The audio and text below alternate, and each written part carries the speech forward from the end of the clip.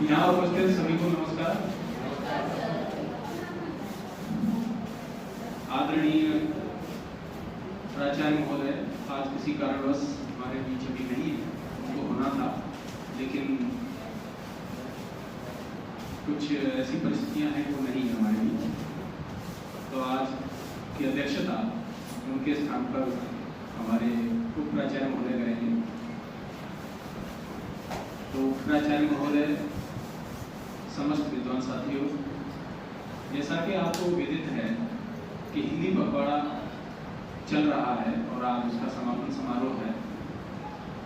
25 सितंबर को सभी कर्मचारियों के लिए काव्य पाठ प्रतियोगिता का आयोजन होना था, लेकिन किन्हीं कारणों से वो नहीं हो सका। लेकिन हमारे प्राचार्य महोदय की बहुत ही हार्दिक इच्छा थी उनकी कि ये काव्य पाठ हो शिक्षकों के लिए, समस्त कर्मचारियों के लिए, लेकिन दुर्भाग्यवश अभी वो हमारे बीच नहीं है। लेकिन हो सकता है कि कुछ देर में वो हमारे बीच हो, किन्हीं अपरिहार्य कारणों से वो नहीं है। लेकिन अगले आधा घंटे में वो हमारे बीच हो भी सकते हैं, तो ये हमारे लिए स्वाभाविक की बात होगी, क्योंकि उन्होंने इतना जोर दिया कि ये प्रतियोगिता होनी चाहिए, टीचरों का एक समायोजन होना चाहिए। और अच्छा लगता है जब हम लोग बच्चों से इतर किसी प्रतियोगिता में भाग लेते हैं। तो आज कार्यक्रम को शुरू करने से पहले हम बताना चाहेंगे आपको कि जो राजभाषा हिंदी है उसके प्रचार प्रसार के लिए हम ये सब आयोजन करते हैं। वैसे बहुत अच्छी बात नहीं है किसी भी भाषा के लिए कि उसके पखवाड़े मनाए जाएं या कोई दिन मनाए जाएं, क्योंकि ये तो हमारे रोज के व्यवहार की बात है। लेकिन किन्हीं कारणों से जो स्थान हमारी राजभाषा हिंदी को मिलना चाहिए था, वो शायद अभी हम उसके लिए संघर्षरत हैं, प्रयासरत हैं।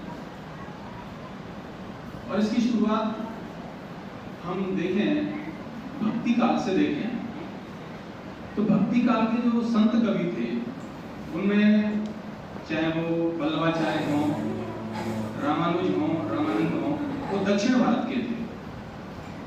जो विरोध शुरू हुआ हिंदी का वो दक्षिण से ही शुरू हुआ, लेकिन जो प्रारंभ भी हुआ है वो भी दक्षिण से ही हुआ है।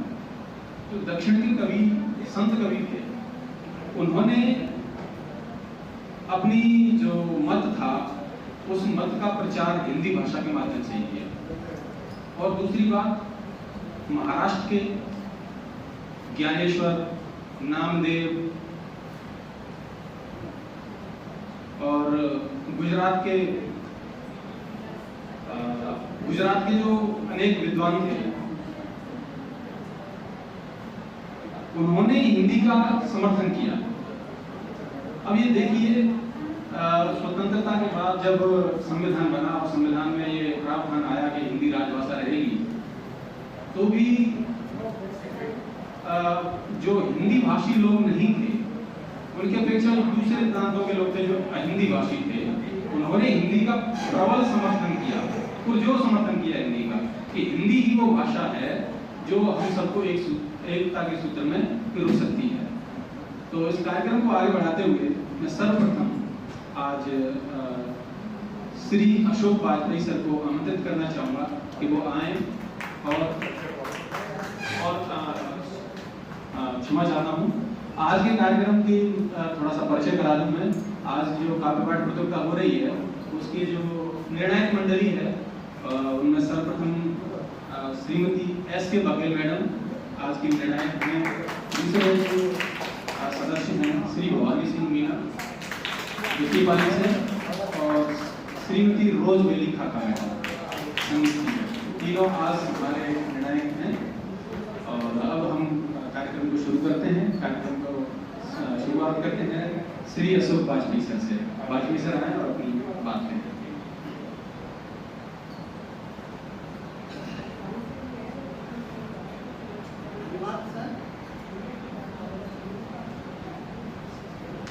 आदरणीय प्राचार्य महोदय, निर्णायक मंडल, एवं सभी विद्वान साथियों, वर्तमान परिप्रेक्ष्य में पूरा विश्व आतंकवाद के और अत्याचार से प्रभावित है। इसी के परिप्रेक्ष्य में क्या समाधान हो सकता है, उससे संबंधित एक कविता लेकर मैं प्रस्तुत हूँ। कविता का शीर्षक है शक्ति और क्षमा। प्रख्यात हिंदी कवि श्री रामधारी सिंह दिनकर जी के द्वारा रचित कविता है,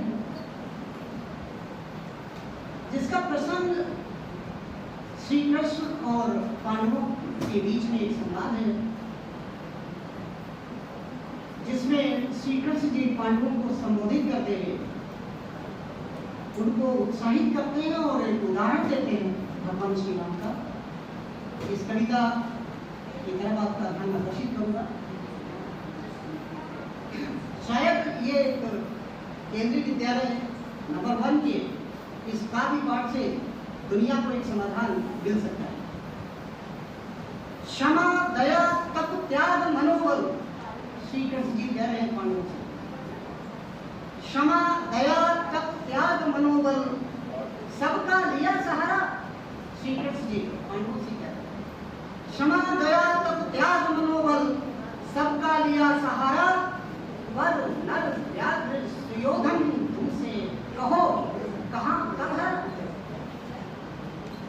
पांडवों को संबोधित करते हुए श्री कृष्ण कहते हैं क्षमा, दया, तप, त्याग, मनोबल, सबका लिया सहारा, पर नर व्याघ्र सुयोधन तुमसे कहो कहाँ कब हारा। क्षमाशील हो रिपु समक्ष, क्षमाशील हो रिपु समक्ष, तुम वे विनत जीवना ही, दुष्ट कौरवों ने तुमको कायर समझा उतना ही, दुष्ट कौरवों ने तुमको कायर समझा उतना ही। आगे श्री कृष्ण कहते हैं कि अत्याचार सहन करने का कुफल यही होता है, कुफल, अत्याचार सहन करने का कुफल यही होता है, और उसका आतंक मनुज कोमल होकर होता है, और उसका आतंक मनुज कोमल होकर होता है। आगे श्री कृष्ण जी पांडवों से कह रहे हैं कि क्षमा शोभती उस भुजंग को, क्षमा शोभती उस भुजंग को जिसके पास गरल हो, उसको क्या जो दंतहीन, उसको क्या जो दंतहीन विश्व रहित विनीत सरल हो, उसको क्या जो दंतहीन विश्व रहित विनीत सरल। उदाहरण देते हैं भगवान श्री राम का श्री कृष्ण जी पांडवों को कि 3 दिवस तक पंथ मांगते, 3 दिवस तक पंथ मांगते रघुपति सिंधु किनारे, 3 दिवस तक पंथ मांगते रघुपति सिंधु किनारे, बैठे पढ़ते रहे छंद, बैठे पढ़ते रहे छंद, अन्य के प्यारे प्यारे, अन्य के प्यारे प्यारे। पर किया क्या? उत्तर में जब एक नाद भी उठा नहीं सागर से, उत्तर में जब एक नाद भी उठा नहीं सागर से, उठी अधीर धधक पौरुष की, उठी अधीर धधक पौरुष की, आग राम के सर से, आग राम के सर से। तब क्या हुआ? सिंधु देय धर त्राहि त्राहि, सिंधु देय धर त्राहि त्राहि, करता आ गिरा शरण में, चरण पूज दासता ग्रहण की, चरण पूज दासता ग्रहण की, बंधा मूढ़ बंधन में, बंधा मूढ़ बंधन में। ये उदाहरण देने के बाद फिर भगवान कृष्ण पांडवों से कहते हैं सच पूछो, सच पूछो तो शर में ही, सच पूछो तो शर में ही, सच पूछो तो शर में ही बसती है दीप्त विनय की, संधि वचन संपूज्य उसी का। समझौता वही माने होता है, संधि वचन संपूज्य उसी का जिसमें शक्ति विजयी, जिसमें शक्ति विजयी।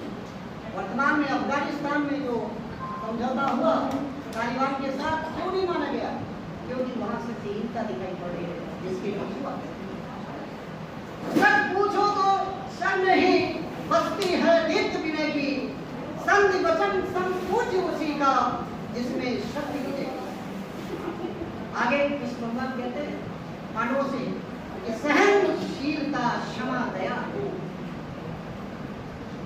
सहनशीलता क्षमा दया को तभी पूजता है जग, तभी पूजता जग है।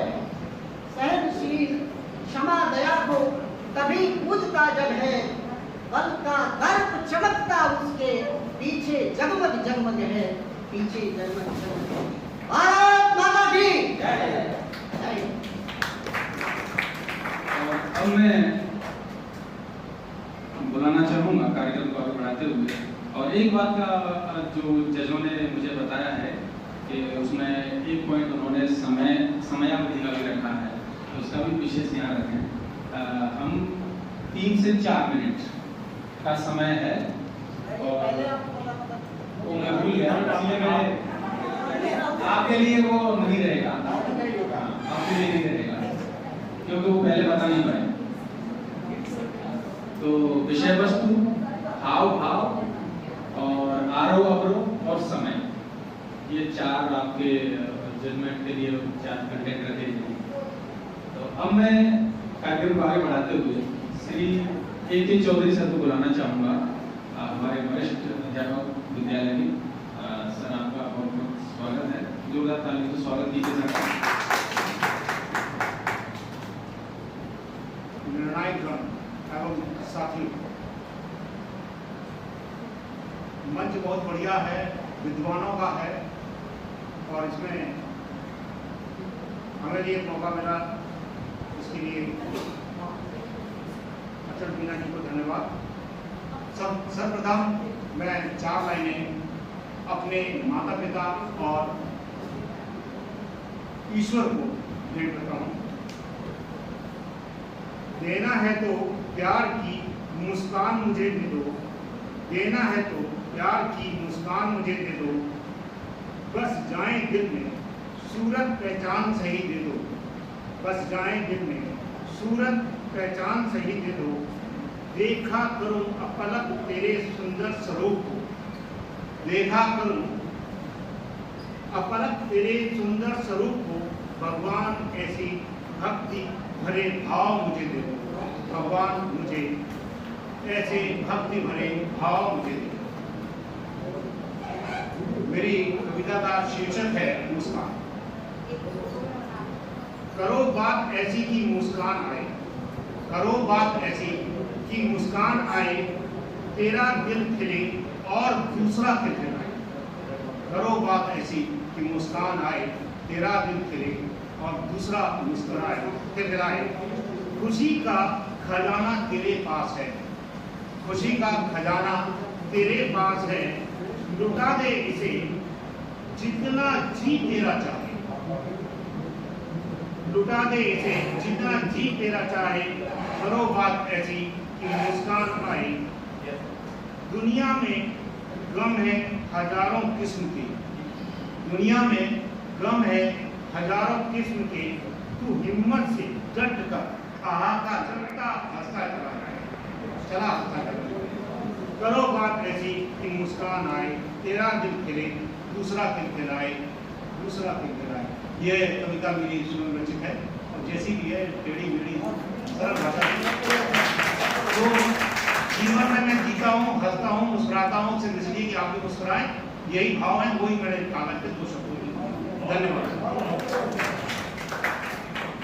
जैसा आपका व्यक्तित्व है उसी के अनुरूप आपने कविता लिखी है।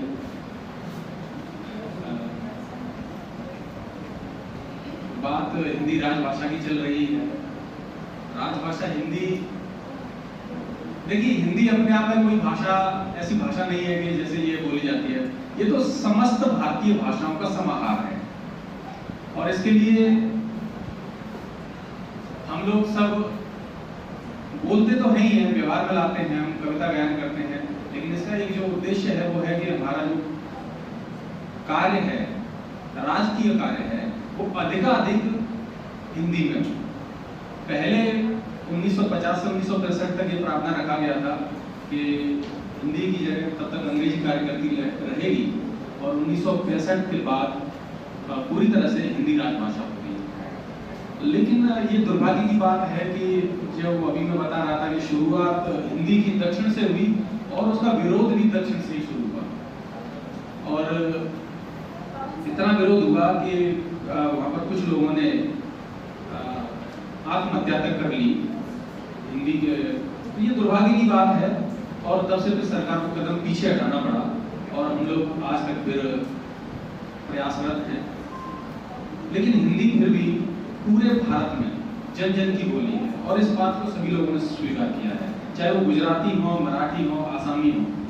सब लोग जब मानते हैं कि हिंदी में ही वो शक्ति है, हिंदी के पास ही वो गौरव है जिससे कि हम सब जुड़ सकते हैं। तो इसी कड़ी को आगे बढ़ाते हुए मैं अब श्रीमती गीता रानी मैडम को बुलाना चाहूँगा, वो आए और अपनी एक स्वरचित कविता सुनाने जा रहे हैं मैडम। तो जोरदार तालियों का स्वागत कीजिए मैडम का, श्रीमती गीता रानी।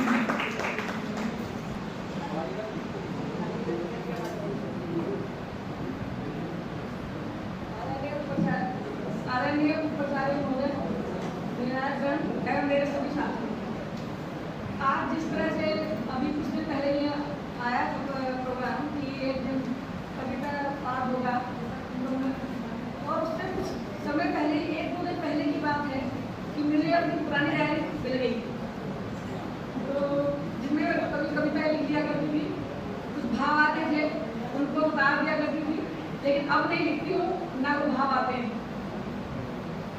कविता का नाम है चींटी और इंसान। एक थी चींटी, छोटी सी चींटी, चली जा रही थी मस्त अपनी धुन में ऐठी, चली जा रही थी मस्त अपनी धुन में ऐठी, बढ़ती जा रही थी, उसका था अपना लक्ष्य, उसके मुख में था उसकी आशाओं का अक्षर।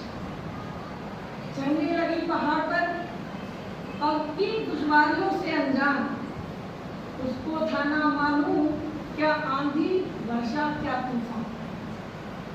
पहुंची जब मंजिल के पास, थी उसे लक्ष्य तक पहुंचने की आस, आया कभी अचानक तूफान, बहती हैरान परेशान, तूफान ने उसे जमीन पे पटका, लगा उसको एक दुर्लभ झटका।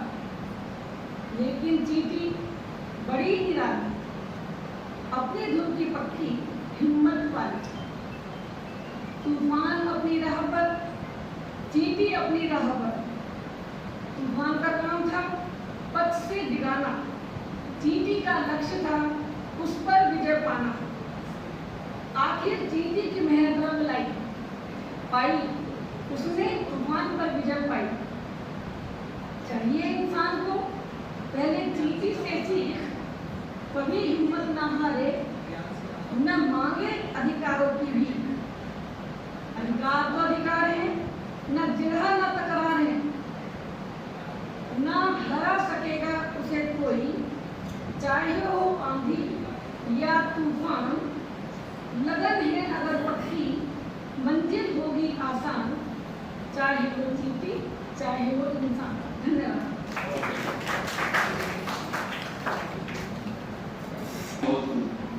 आपकी प्यारी सी कविता में बहुत बड़ा संदेश छुपा हुआ है, और ये आप सबके जो प्रयास हैं वो हिंदी के प्रति आपके प्रेम को प्रदर्शित करते हैं।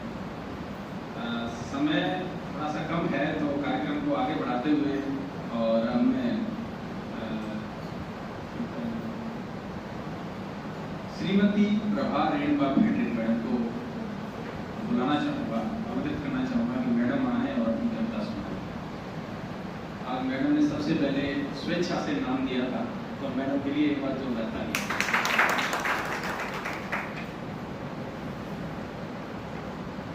धन्यवाद। आदरणीय उपाचार्य महोदय, निर्णायक मंडल एवं मेरे प्रिय मित्रों, आज के काव्य पाठ प्रतियोगिता में मैं जो कविता प्रस्तुत करने जा रही हूँ उसका शीर्षक है पहचान। इसके कवि हैं हमारे भूतपूर्व प्रधानमंत्री स्वर्गीय श्री अटल बिहारी वाजपेयी जी।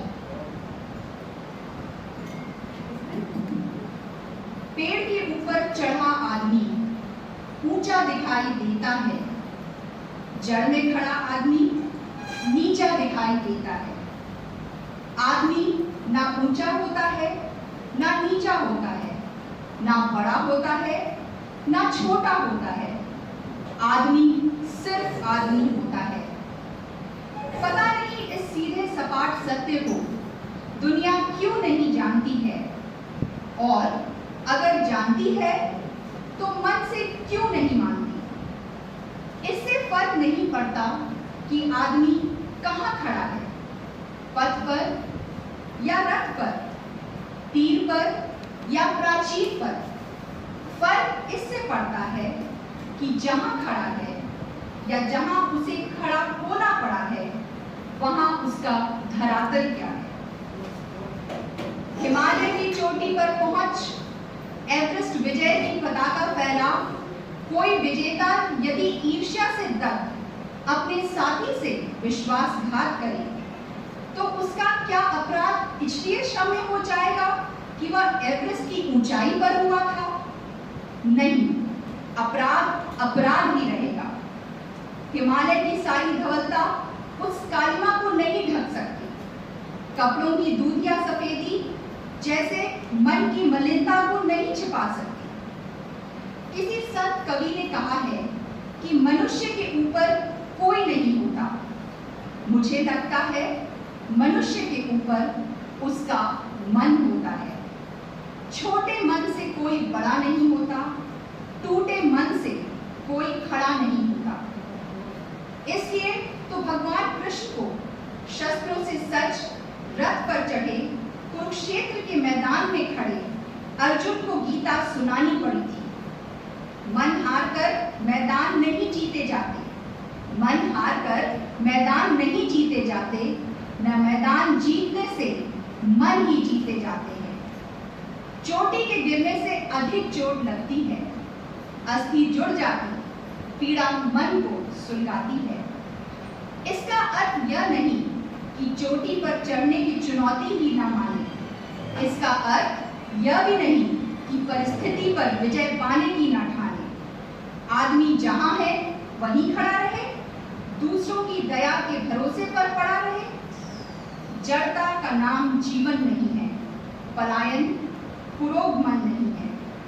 आदमी को चाहिए कि वह जूझे, परिस्थितियों से लड़े। एक स्वप्न टूटे तो दूसरा गढ़े, किंतु कितना भी ऊंचा उठे मनुष्यता के स्तर से ना गिरे। अपने धरातल को ना छोड़े, अंतर्यामी से मुंह ना मोड़े। एक पांव धरती पर रखकर ही वामन भगवान ने आकाश पाताल को जीता था। धरती ही धारण करती है, कोई इस पर भार न बने, मिथ्या अभिमान से न तले। मनुष्य की पहचान उसके धन या आसन से नहीं होती। मनुष्य की पहचान उसके धन या आसन से नहीं होती, उसके मन से होती है। मन की फकीरी पर कुबेर की संपदा भी रोती है। धन्यवाद। बहुत बहुत धन्यवाद मैडम। और आपने पूर्व प्रधानमंत्री स्वर्गीय अटल बिहारी वाजपेयी की बात कही, तो उन्होंने सर्वप्रथम संयुक्त राष्ट्र संघ में हिंदी में भाषण दिया था, तो ये हमारे लिए एक ऐतिहासिक और गौरव का क्षण था। तो अटल बिहारी जी को हम बहुत सारी बातों के लिए जानते हैं, और आज आपने उनकी कविता यहाँ पर पढ़ के और हम सबको इससे गौरवान्वित होने का अवसर दिया। बहुत बहुत धन्यवाद मैडम। निज भाषा उन्नति है, सब उन्नति को मूल। निज भाषा उन्नति है, सब उन्नति को मूल। बिन निज भाषा ज्ञान के मिटत नहीं को सूल। बिन निज भाषा ज्ञान के मिटत नहीं को सूल। तो ये हम सब हिंदी प्रेमी हैं और हम इसी के लिए यहाँ पर एकत्रित हुए हैं, और इसी को हम आगे बढ़ाते हुए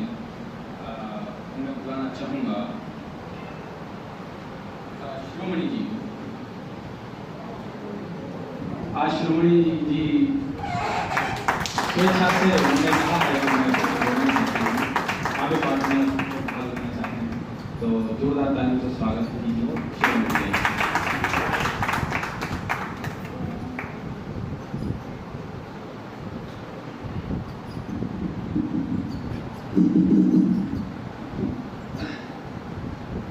आदरणीय उपराचार्य महोदय एवं सभी गुरुजन एवं साथी, ये कुछ लाइनें आज आपको सुना रहा हूँ क्योंकि आज भगत सिंह की जयंती भी है और उन्हीं को ये लाइनें कुछ समर्पित हैं जो हमारे देश के लिए बलिदान दे गए। तो इस गीत के माध्यम से कि भारत माता गोद में तेरी और जन्मे वीर महान है और दे आजादी हमें सौंप गए प्यारा हिंदुस्तान है और भारत माता गोद में तेरी और जन्मे वीर महान है और दे आजादी हमें सौंप गए प्यारा हिंदुस्तान है। भगत सिंह फांसी पर झूले रंगा बसंती झूला और इनकलाब आजाद का नारा बच्चा बच्चा बोला। आजाद रहे आजाद की अपनी इच्छा तजे प्राण है और दे आजादी हमें सौंप गए प्यारा हिंदुस्तान है। इन लाइनों पर गौर करना कि पत्नी ने पति खोया अपना, माँ ने लाल गंवाया और वंदे मातरम मरते दम तक गाया। लाल बहादुर बढ़ के बोले जय जवान जय किसान है और दे आजादी हमें सौंप गए प्यारा हिंदुस्तान है। आखिरी कड़ी कि क्या सपना देखा था उनने क्या गत हम कर डाली। क्या सपना देखा था उनने क्या गत हम कर डाली और लूट लूट गए देश को खा गए घर के अत्याचारी और हरदम बुरा सोचते देश का और कह रहे देश महान है और आजादी हमें सौंप गए प्यारा हिंदुस्तान है और भारत माता गोद में तेरी जन्मे वीर महान है और दे आजादी हमें सौंप गए प्यारा हिंदुस्तान है। इसी के साथ ये गीत समाप्त हुआ। अब हिंदी के लिए दो लाइनें। आज हिंदी दिवस है कि हिंदी का मर्म जानो, हिंदी का मर्म जानो तो हिंद की शान है ये।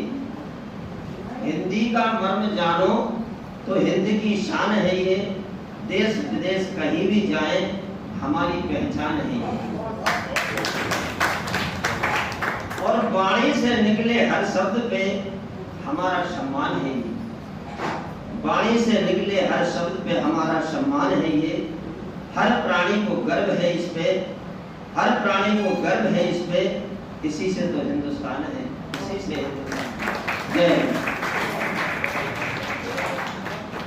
बहुत सुंदर गीत सुनाया सुमणी भैया ने, बहुत बहुत धन्यवाद आपके लिए। अब मैं इस कार्यक्रम को आगे बढ़ाते हुए श्रीमती ज्योति भट्ट मैडम को आमंत्रित करना चाहूँगा।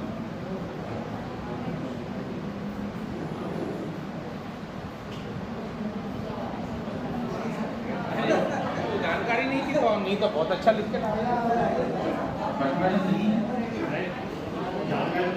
चलिए वो मैडम नहीं है, तब तक हम श्रीमती शक्ति राठौर मैडम।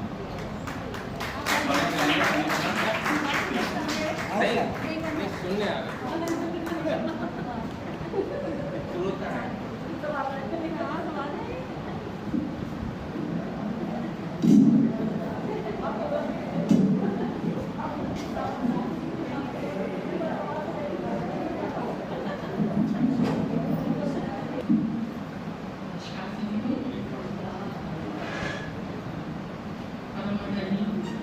प्राचार्य महोदय, आदरणीय निर्णायक मंडल एवं मेरे विद्वान शिक्षक साथियों, जैसा कि हिंदी ने हमें विश्व में एक नई पहचान दिलाई है, यह संपूर्ण विश्व में हमें सम्मान दिलाती है। यह भाषा हमारे सम्मान, स्वाभिमान और गर्व की। तो लीजिए इस गर्वपूर्ण भाषा के सम्मान में प्रस्तुत है एक स्वरचित कविता जिसका शीर्षक है भाषा ये अनूठी हिंदी है। एक मेरा छोटा सा प्रयास है ये। भारत माँ के भाल की बिंदी है, भारत माँ के भाल की बिंदी है, भाषा ये अनोखी हिंदी है, भाषा ये अनोखी हिंदी है, भारत माँ के भाल की बिंदी है, भाषा ये अनोखी हिंदी है, भाषा ये अनोखी हिंदी है। गर्मा का मुकुट हिमालय है, भारत माँ का मुकुट हिमालय है, ये शीश मुकुट की अनुपम मणि है, भाषा ये अनोखी हिंदी है, भारत माँ के भाल की बिंदी है, भाषा ये अनोखी हिंदी है, भारत माँ का मुखड़ा चाँद सा है, गर्मा का मुखड़ा चाँद सा है,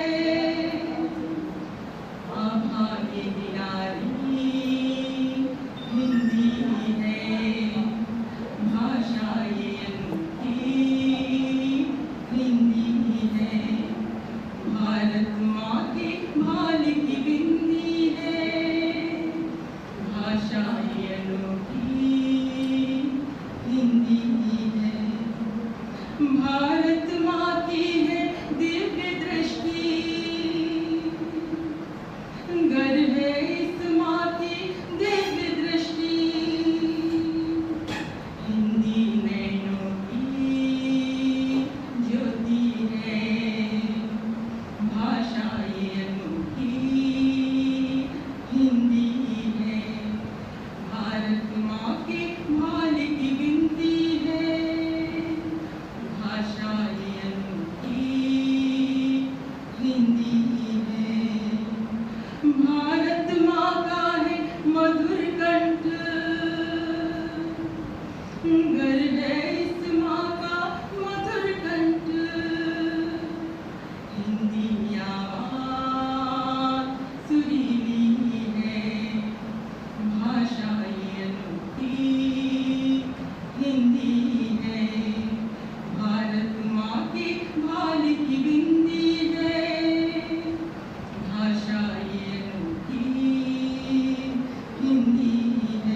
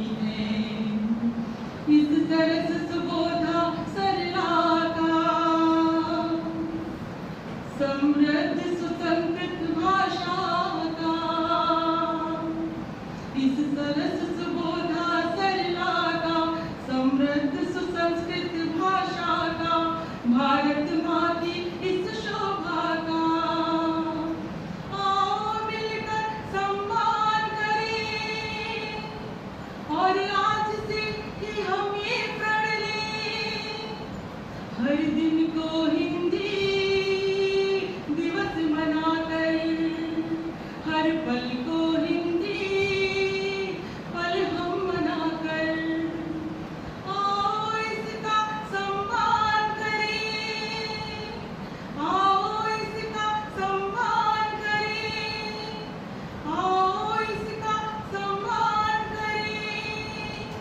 जय हिंद, जय भारत। धन्यवाद। कविता गाई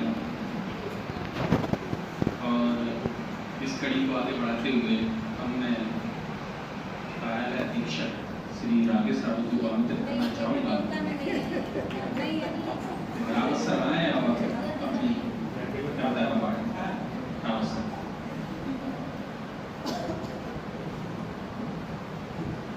परम श्रद्धेय प्राचार्य जी, मेरे तमाम साथी दोस्त और बैठक में उपस्थित, अभी मुझे कार्यालय से बताया गया कि आज यद्यपि कल का नोटिस था, लेकिन पारिवारिक व्यस्तता इतनी अधिक थी कि मैं उसमें होनी चाहता हूँ, उसकी क्षमा चाहता हूँ। हिंदी भाषा के लिए ये आज पूरा 15 दिन का समय दिया जाता है, ये सब उचित है। लेकिन वास्तविकता में देखा जाए तो अगर हिंदी भाषा के लिए नियमित रूप से ऐसे प्रयास किए जाएं तो जो सभी हिंदी में हैं तो बहुत अधिक है। 15 दिन के लिए हम इसमें एक याद कर लेते हैं कि ये इसका हुआ, लेकिन हम बेसिकली तो हिंदी को ही अपनी अंग्रेजी वाले थोड़े नाराज होते हैं, अंग्रेजी का कोई वजूद नहीं।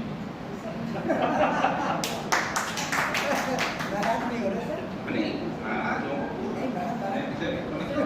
केवल प्रयोग के लिए साधन के रूप में है, उसका भी एक कितने से शब्द है उसमें, थोड़े से। तो मैं वैसे भी नहीं कह रहा, उस बात में कह रहा हूँ कि थोड़े से प्रयास के लिए उसका भी जितना सम्मान किया जाए करिए, लेकिन बेसिकली जहाँ से जन्म होता है ना, वहां से अगर शुरुआत करी जाए तो वो सब अम्मा ही लिखा जाए। हम लोग सब करते हैं। पैदा होते ही कोई मॉम नहीं कहता, अंग्रेज का भी बच्चा, ये मेरा दावा है। तो मॉम डैड पैदा होते भी नहीं कहता।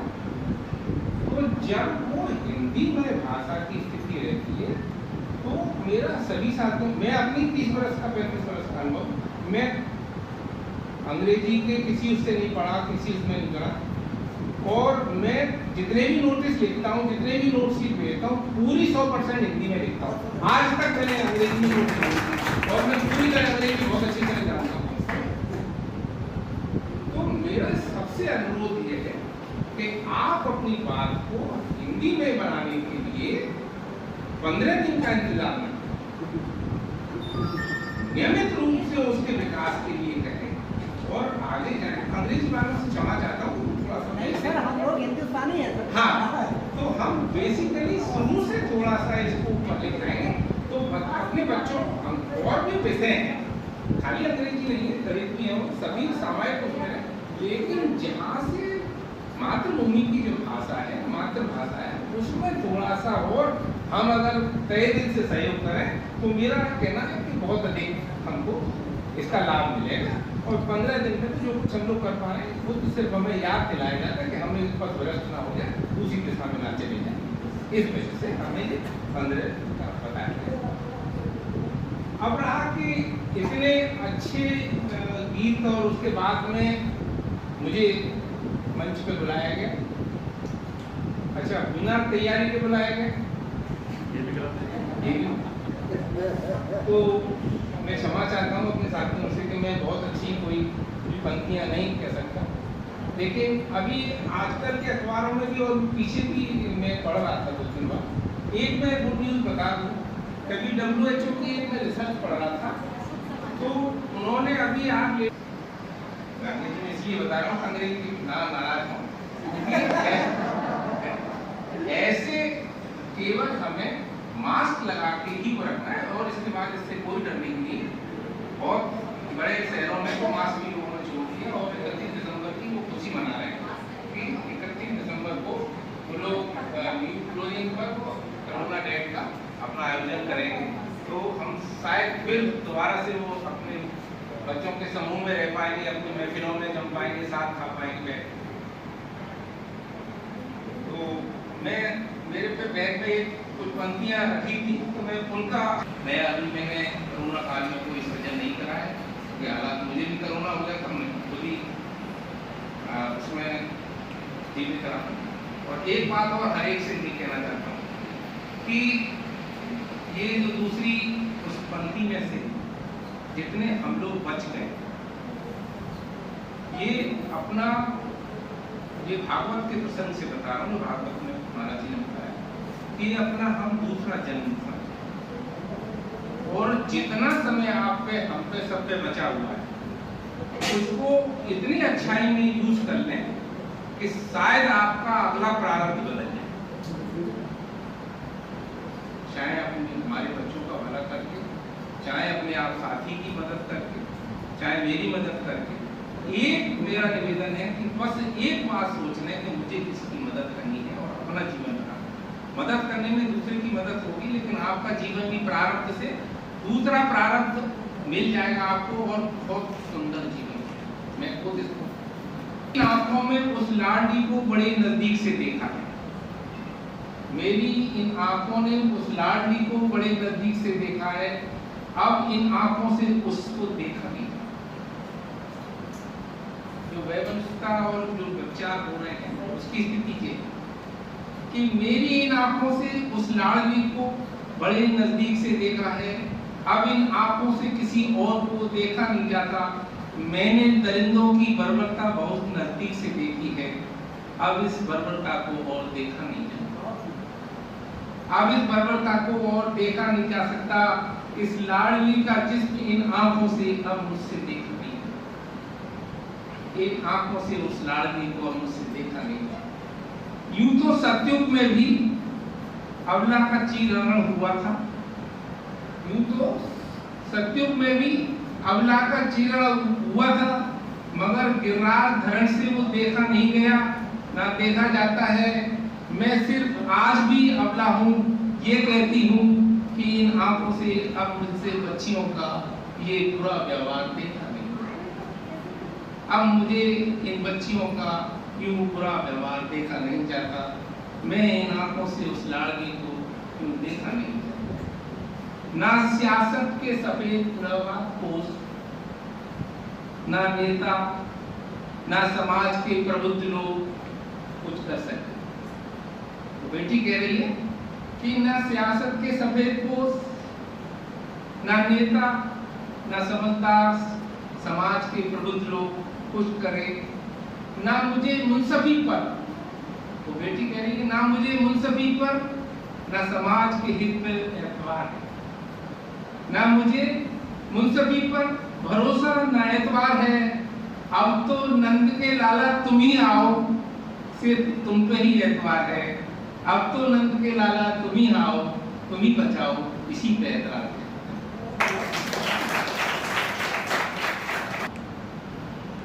और मजाक में सर ने एक बात कही, तो अंग्रेजी विषय से जो जुड़े हुए हैं उनसे हमारा कभी भी कोई विरोध नहीं है। हिंदी भाषा का और हिंदी भाषियों का दिल इतना बड़ा है तो सबको अंगीकार और आत्मसात कर लेते हैं। तो हमने अंग्रेजी को भी और अन्य भाषाओं को भी सबको आत्मसात किया है, अंगीकार किया है। अब इसी कड़ी में मैं आगे श्रीमती ज्योति भट्ट मैडम को आमंत्रित करना चाहूँगा, अब वो आए और अपनी कविता CBSE चीज का मैं जा सकता हूँ। CBSE चीज का कर सकता हूँ। जी जी। तो आप सभी भट्ट मैडम की कविता का रसा स्वागत करेंगे। भट्ट मैडम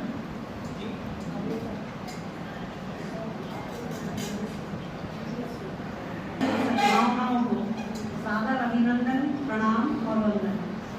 मेरी कविता स्वरचित नहीं है, लेकिन ये कविता एक भावना है, श्रद्धा है और एक पुष्पांजलि है उनके लिए जिनको हम बहुत मन से चाहते हैं, स्नेह करते हैं, जैसे महादेवी वर्मा जी और KV 1 से KV 2 में पहुंची थी और उन्होंने ही इस कविता को लयबद्ध किया। बहुत पहले KV 1 ने काव्य पाठ का आयोजन किया था, जहाँ से हमारी एक कन्या इस कविता को उमा शिंदे मैडम से सीख कर आई थी। तो पता नहीं क्यों जब वही होता है ना कि जब धीरे धीरे अपन बड़े होते जाते हैं तो पुरानी बातें बहुत याद आती हैं और उन लोगों का स्नेह प्रेम याद आता है। तो ये उसी की एक समझिए कि पुष्पांजलि है जो उन्होंने किया था महादेव वर्मा जी। तो इसमें एक दीपक कितना सशक्त हो सकता है उसी के बारे में वर्णन है। तो आपके सामने निवेदन करती हूँ। मधुर मधुर मेरे दीपक जल, मधुर मधुर मेरे दीपक जल, युग युग प्रतिदिन प्रति क्षण प्रति पल प्रियतम का पथ आलोकित कर, मधुर मधुर मेरे दीपक जल, सौरभ फैला विपुल धूप बन, मृदुल मोम सा घुल रे मधुतन, दे प्रकाश का सिंधु अपरिमित, दे प्रकाश का सिंधु अपरिमित, तेरे जीवन का अणुगल गल, तेरे जीवन का अणुगल गल, उलग उलग मेरे दीपक जल, उलग उलग मेरे दीपक जल,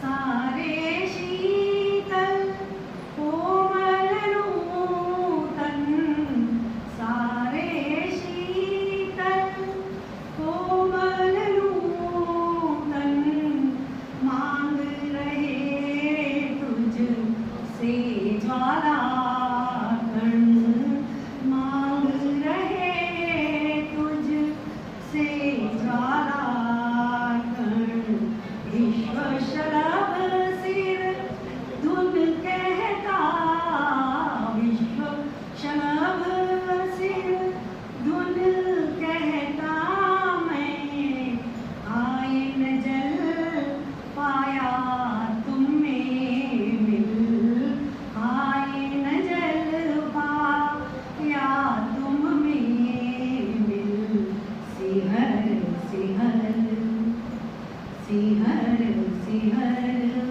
मेरे दीपक जल, सिहर सिहर मेरे दीपक जल, जलते नभ में देख असंख्यक, जलते नभ में देख असंख्यक, स्नेहहीन नित कितने दीपक, स्नेहहीन नित कितने दीपक, जलमय सा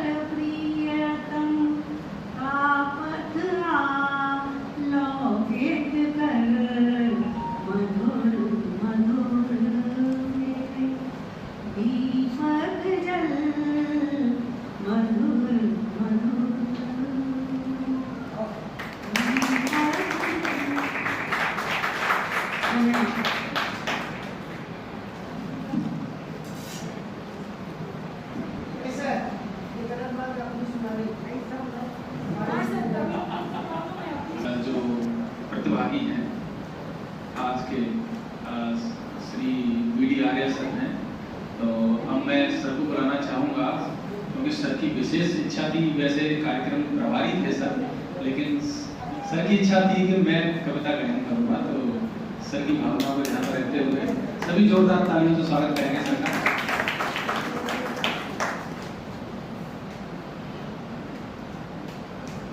मंच पर आसीन प्राचार्य महोदय और आज के प्रबुद्ध श्रोतागण, आज इस सदन में काव्य पाठ करना का जो मैं प्रयास कर रहा हूँ, वो मेरा प्रयास उसी तरह से है जैसे कोई बौना बड़े वृक्ष से फल तोड़ने की इच्छा करे या कोई छोटी सी नौका से महासमुद्र को पार करने की कोशिश करे, अथवा कोई कमल के पत्ते से वृक्ष को काटने का प्रयास करे, फिर भी साहस करके प्रयास कर रहा हूँ, क्योंकि मुझे अखंड विश्वास है कि आप सभी का स्नेह मुझे प्राप्त होगा। जो नीति विवेकधारी निर्णायक मंडल यहाँ विराजमान है, उनसे एक विनम्र निवेदन कर रहा हूँ कि मैं प्रतियोगिता का प्रतिभागी नहीं, लेकिन क्योंकि आप सभी का स्नेह इतना है, उस स्नेह को प्राप्त करने का जो लोभ है उसका संवरण नहीं कर पा रहा हूँ, इसलिए मैं आपकी समक्ष कविता प्रस्तुत कर रहा हूँ।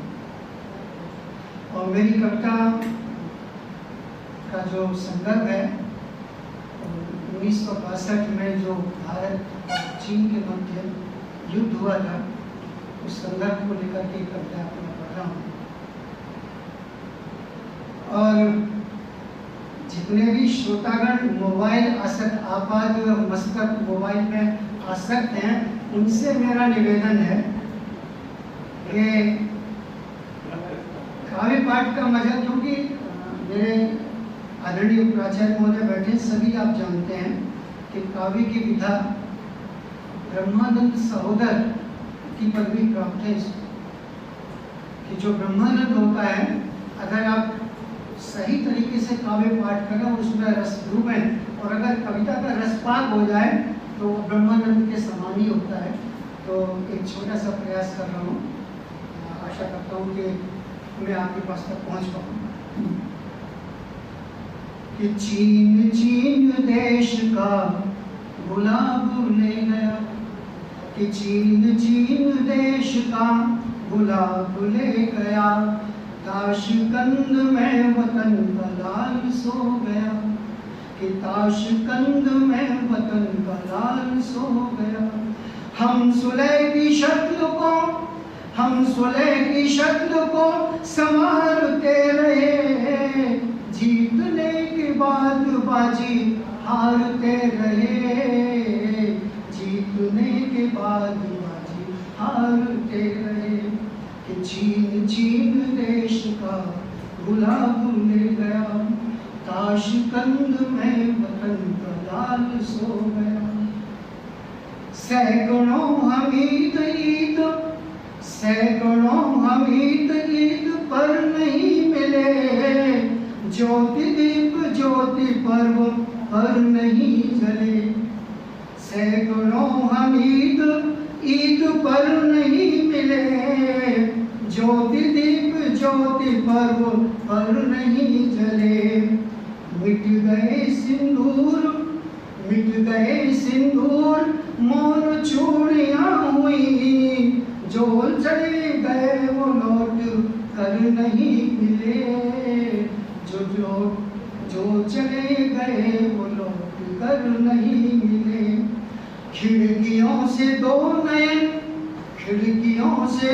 नयन निहारते रहे, जीतने के बाद बाजी हारते रहे, जीतने के बाद बाजी हारते रहे, कि जीतने के बाद बाजी हारते।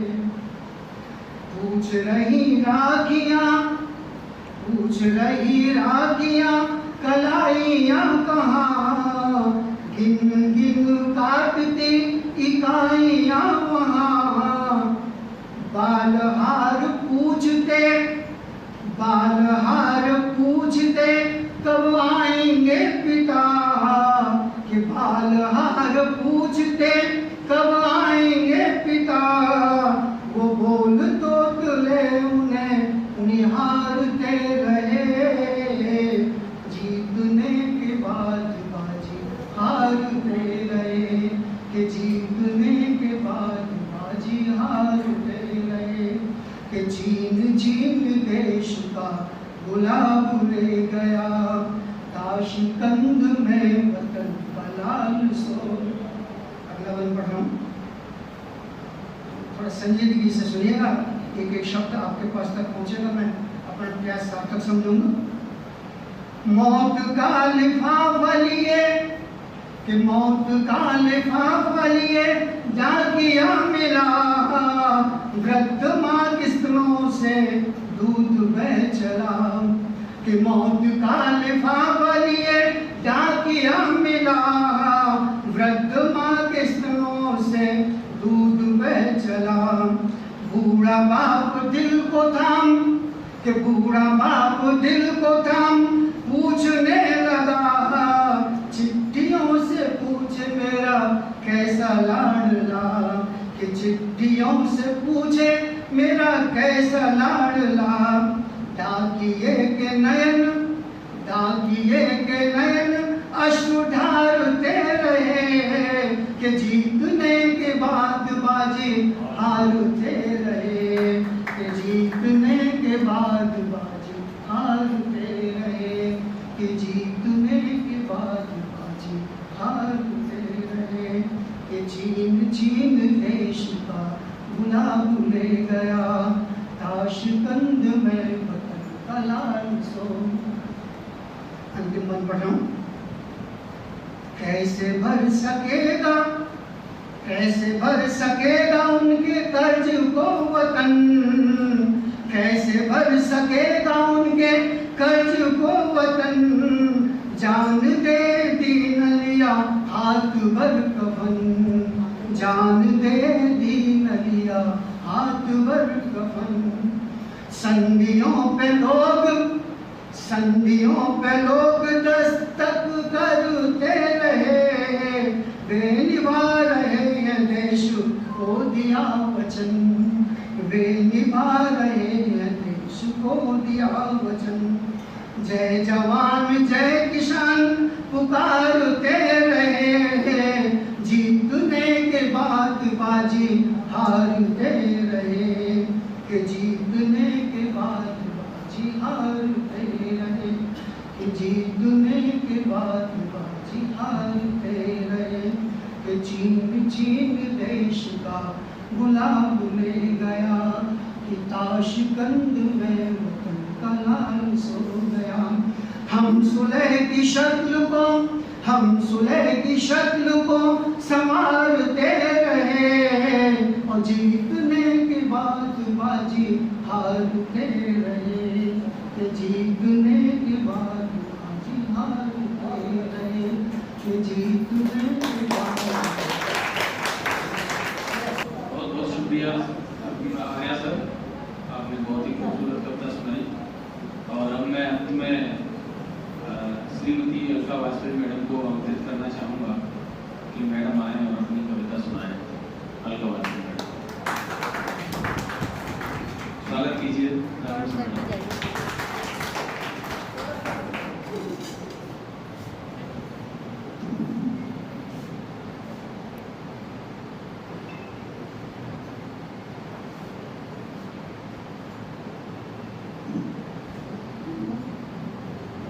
आदरणीय प्राचार्य महोदय, सभी विद्वान साथी,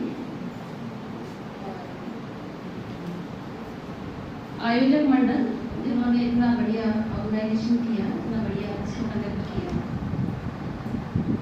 जब ये सितंबर मंथ आता है, 14th of September to 28th September, 14 सितंबर से लेके 28 सितंबर तक ऐसा लगता है कि मैं इंग्लिश की टीचर जो हूँ, बड़ा खौफ होने लगता है। तो इतनी बुराई होती है इंग्लिश की, हर दूसरे तीसरे दिन इतनी बुराई सुननी पड़ती है कि, और मैं बहुत ही ज़्यादा हिंदी प्रेमी हूँ, बहुत ज़्यादा।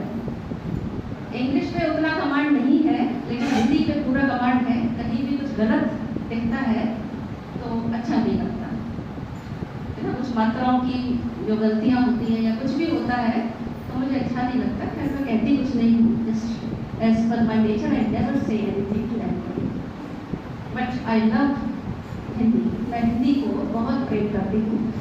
निर्णायक परिंदर से एक थोड़ा सा ये पूछना चाहती हूँ कि स्वरचित कविता को ज़्यादा नंबर मिलेगी या किसी दूसरे कविता को?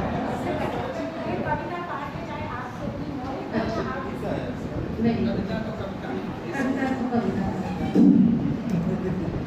इतने अच्छे कवियों को देखने के बाद में अभी मैं बैठी थी तो मेरे पैर कांपने लगे कि आना पड़ेगा यहाँ पे। और जब मैं अंदर घुसी तो मुझे पता नहीं था कि निर्णायक मंडल भी है। मुझे नहीं पता था, क्षमा चाहूँगी आप सबसे अगर मैं गलती हूँ।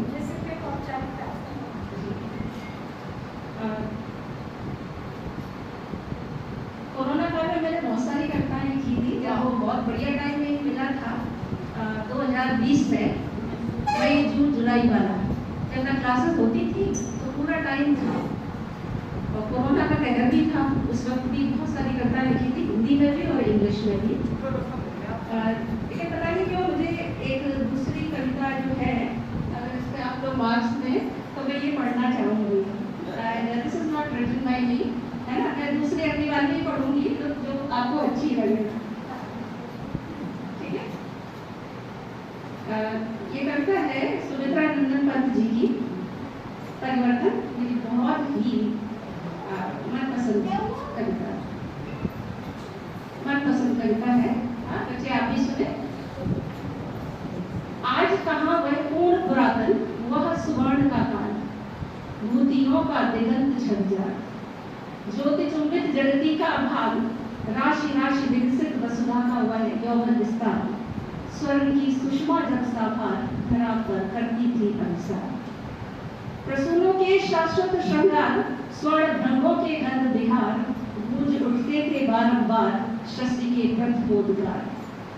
नग्न सुंदरता थी सुकुमार, रिद्धि और सिद्धि अपार, अये विश्व का स्वर्ण स्वप्न संस्कृति का प्रथम प्रभात, कहाँ वह सत्य वेद विख्यात, दुरित दुख दैन न थे जब ज्ञात, अपरिचित जरा मरण भूपात। हाय सब विद्यावान, आज तो सौरभ का मधमास, शिशिर में भरता सुनी सांस, वही मधुरित की गुंजित डाल, झुकी थी जो यौवन के भार, अकिंचनता में निज तत्काल, सिहर उठती है जीवन है भार। आज पावस नद के उद्गार, काल के बनते चिन्हकाल, प्रातः का सोने का संसार, जला देती संध्या की ज्वाल। अखिल यौवन के रंग उभार, हड्डियों के हिलते कंकाल, कचों के चिकने काले ब्याग, कैंचुली कांस सिवार, गूंजते हैं सबके दिल चार, सभी फिर हाहाकार।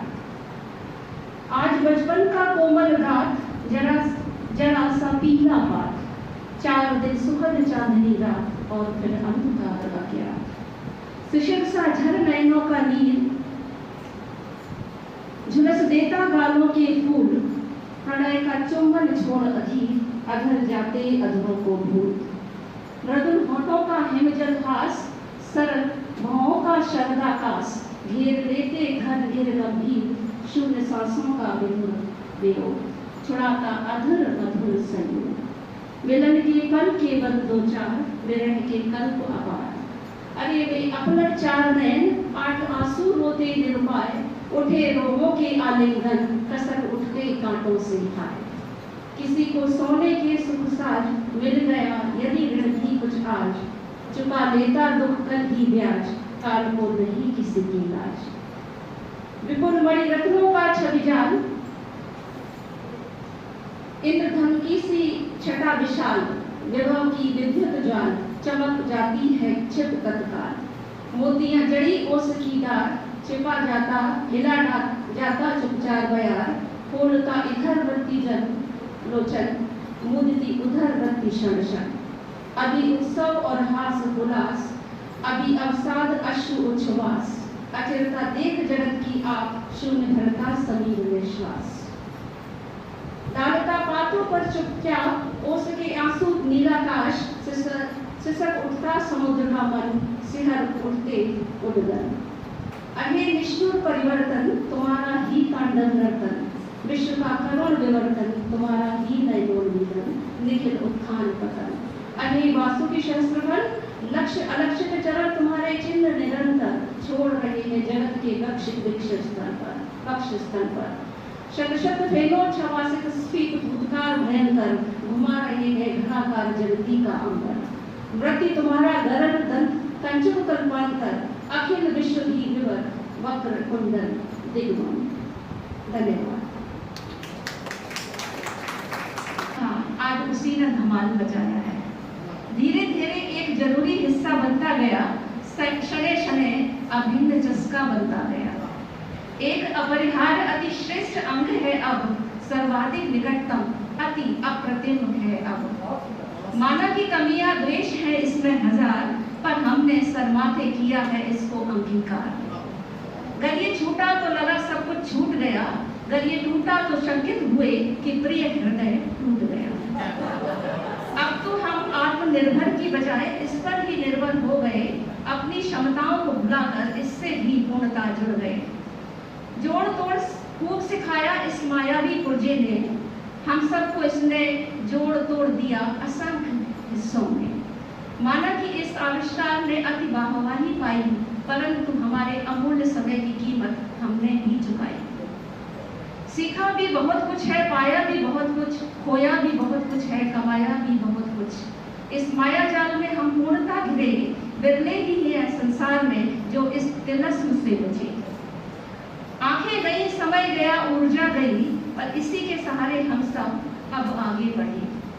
विरोधाभास में जीना है हमें, समय की मांग के अनुसार चलना है हमें।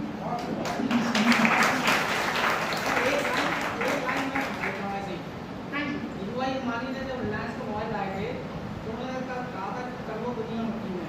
आज ही हो गया, मोबाइल कहता है कि हमने तुमको कर लिया मुट्ठी में। And this is also to be added. Thank you very much. Have a nice day. बहुत बहुत धन्यवाद मैडम, आपने स्वदेश की कविता सुनाई।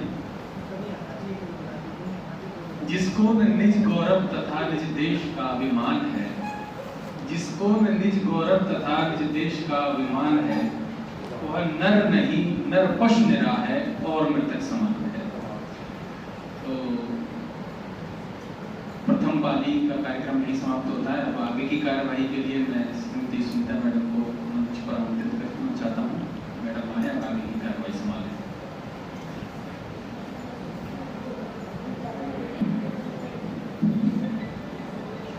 परम श्रद्धेय उपराचार्य महोदय और मेरे प्यारे सभी विदुषी एवं विद्वान शिक्षक साथियों तथा सभी स्टाफ सदस्य, मैं यहाँ बैठकर सबकी कविताएं यहाँ पर सुन रही थी। सचमुच जो हिंदी के प्रति प्रेम जो देखा मैंने, हृदय बिल्कुल यूँ कहें कि प्रफुल्लित हो गया, अत्यंत प्रसन्न हो गया।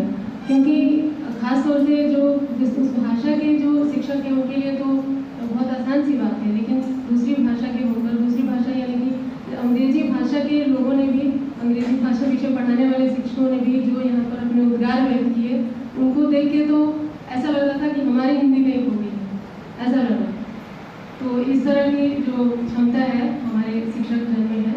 यहाँ तक कि जो साइंस पढ़ाने वाले जो शिक्षक हैं उन लोगों ने भी स्वयं रचित और बहुत सुंदर सुंदर कविताएं सुनाई, बहुत अच्छा लगा। इससे ये पता चलता है कि पूरा हिंदी का पूरा भंडार है हमारे विद्यालय में और सबके अंदर प्रतिभाएं छिपी हुई हैं। जिन्होंने बोला वो भी बहुत अच्छी बात है, और जिसने नहीं बोला वो भी मुझे ऐसा लगता है कि कुछ ना कुछ वो भी बोलना चाहते हैं, बेशक यहाँ नहीं बोल पाए, लेकिन सभी के अंदर कुछ ना कुछ ऐसा हो रहा है कि सबको कुछ ना कुछ आता है और सभी बोलना चाहते हैं। क्योंकि शुरू से ही जब हम पढ़ते हैं तो जो कविताएं हम लोग स्टार्टिंग से जो बच्चों को पढ़ाए जाते हैं, तो हिंदी में, अंग्रेजी में राइम्स और कविताएं तो सभी लोग पढ़े ही हैं, तो सबको ही आता ही है, ऐसा नहीं है कि नहीं आता। और वो अलग बात है कि यहाँ किसने पार्टिसिपेट किया, किसने बोला हुआ। तो द्वितीय पाली के शिक्षकों को मैं आमंत्रित करना चाहूँगी, क्योंकि बहुत ज़्यादा समय नहीं देना है। बस मैं ये कहना चाहती हूँ कि कविता जो होती है, आप रस आपने सुना होगा, पीने वाला रस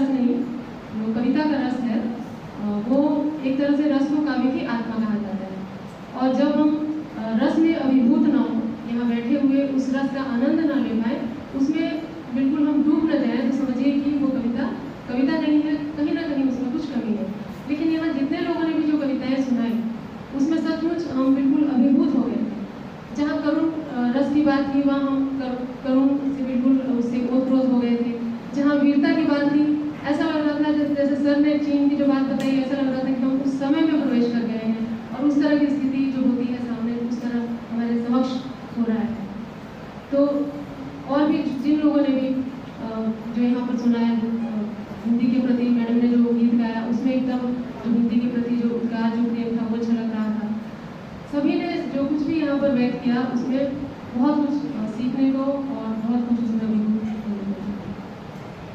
तो रस जो है वो आप लोग को जानते ही होंगे, वैसे तो 9 होता है लेकिन सुंदर सिद्धि के कहने के बाद 10 रस शामिल किए गए हैं, जिसमें कि आप सभी कविता तो बोलते हैं शायद रस का आपको ज्ञान न हो या वो भी तो पूरी तरह से याद ना हो, तो शॉर्ट में बस थोड़ा सा मैं 2-4 ऐसे बता देना चाहती हूँ आपको, जो कि मुख्य रूप से है श्रृंगार, हास्य, करुण, रौद्र, विभत्स, ये सारे रसों के नाम हैं।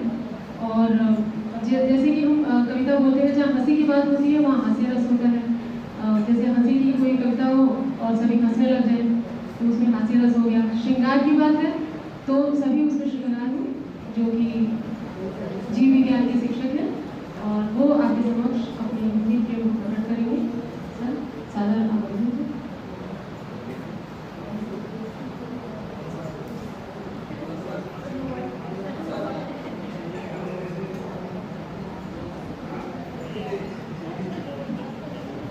नमस्कार आदरणीय प्राचार्य महोदय, समस्त अग्रज और अनुज मेरे समक्ष बैठे हुए सभी को मेरा सादर नमस्कार। और आज जो हिंदी काव्य पाठ प्रतियोगिता है, हालांकि मैं कभी इसमें भाग मैंने नहीं लिया, लेकिन मुझे जो कविता जो बोलने जा रहा हूँ उसको आप तक पहुँचाना था, तो इसलिए मैं चाहता था कि इससे अच्छा जो है वो मंच नहीं हो सकता। रस का मुझे ज़्यादा ज्ञान नहीं है, आप जोड़ सकते हैं उसको अपने हिसाब से किस रस से संबंधित होगी।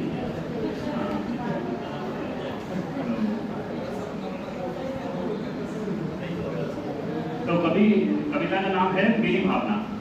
मेरी भावना, और ये आदरणीय श्री पंडित श्री जुगल किशोर जी यूपी द्वारा लिखी गई है। और यदि आप इसको ध्यान से सुनेंगे तो और आत्मसात करेंगे तो आपको जरूर इसमें ऐसा लगेगा कि आप अपने आप को इससे जोड़ रहे हैं। ये मैं आपसे 100% अपनी मन की भावना से कह रहा हूँ, आप खुद को इससे जुड़ता हो पाएंगे और आपके अंदर बहुत सौम्यता जो है वो आएगी। इस बात के लिए मैं आपसे जो है कंफर्मली इस बात को कहता हूँ। तो शुरू करता हूँ अपनी कविता को, आप थोड़ा ध्यान से सुने तो आपको रस का जो है वो होगा अनुभूति जी। नहीं सताऊं किसी जीव को, नहीं सताऊं किसी जीव को, झूठ कभी नहीं कहा करूं, पर धन वनिता पर न लुभाऊं, पर धन वनिता पर न लुभाऊं, संतोषामृत पिया करूं, अहंकार का भाव न रखूं, अहंकार का भाव न रखूं, नहीं किसी पर खेद करूं, देख दूसरों की बढ़ती को, देख दूसरों की बढ़ती को, कभी ना ईर्ष्या भाव धरूं, रहे भावना ऐसी मेरी, रहे भावना ऐसी मेरी, सरल सत्य व्यवहार करूं, बने जहां तक इस जीवन में औरों का उपकार करूं, बने जहां तक इस जीवन में औरों का उपकार करूं, मैत्री भाव जगत में मेरा, मैत्री भाव जगत में मेरा, सब जीवों से नित्य रहे, दीन दुखी जीवों पर मेरे उठ से करुणा स्रोत बहे, दीन दुखी जीवों पर मेरे उठ से करुणा स्रोत बहे, दुर्जन क्रूर कुमार व्रतों पर, दुर्जन क्रूर कुमार व्रतों पर क्षोभ नहीं मुझको आवे, साम्य भाव रखूं मैं उन पर ऐसी परिणति हो जावे, साम्य भाव रखूं मैं उन पर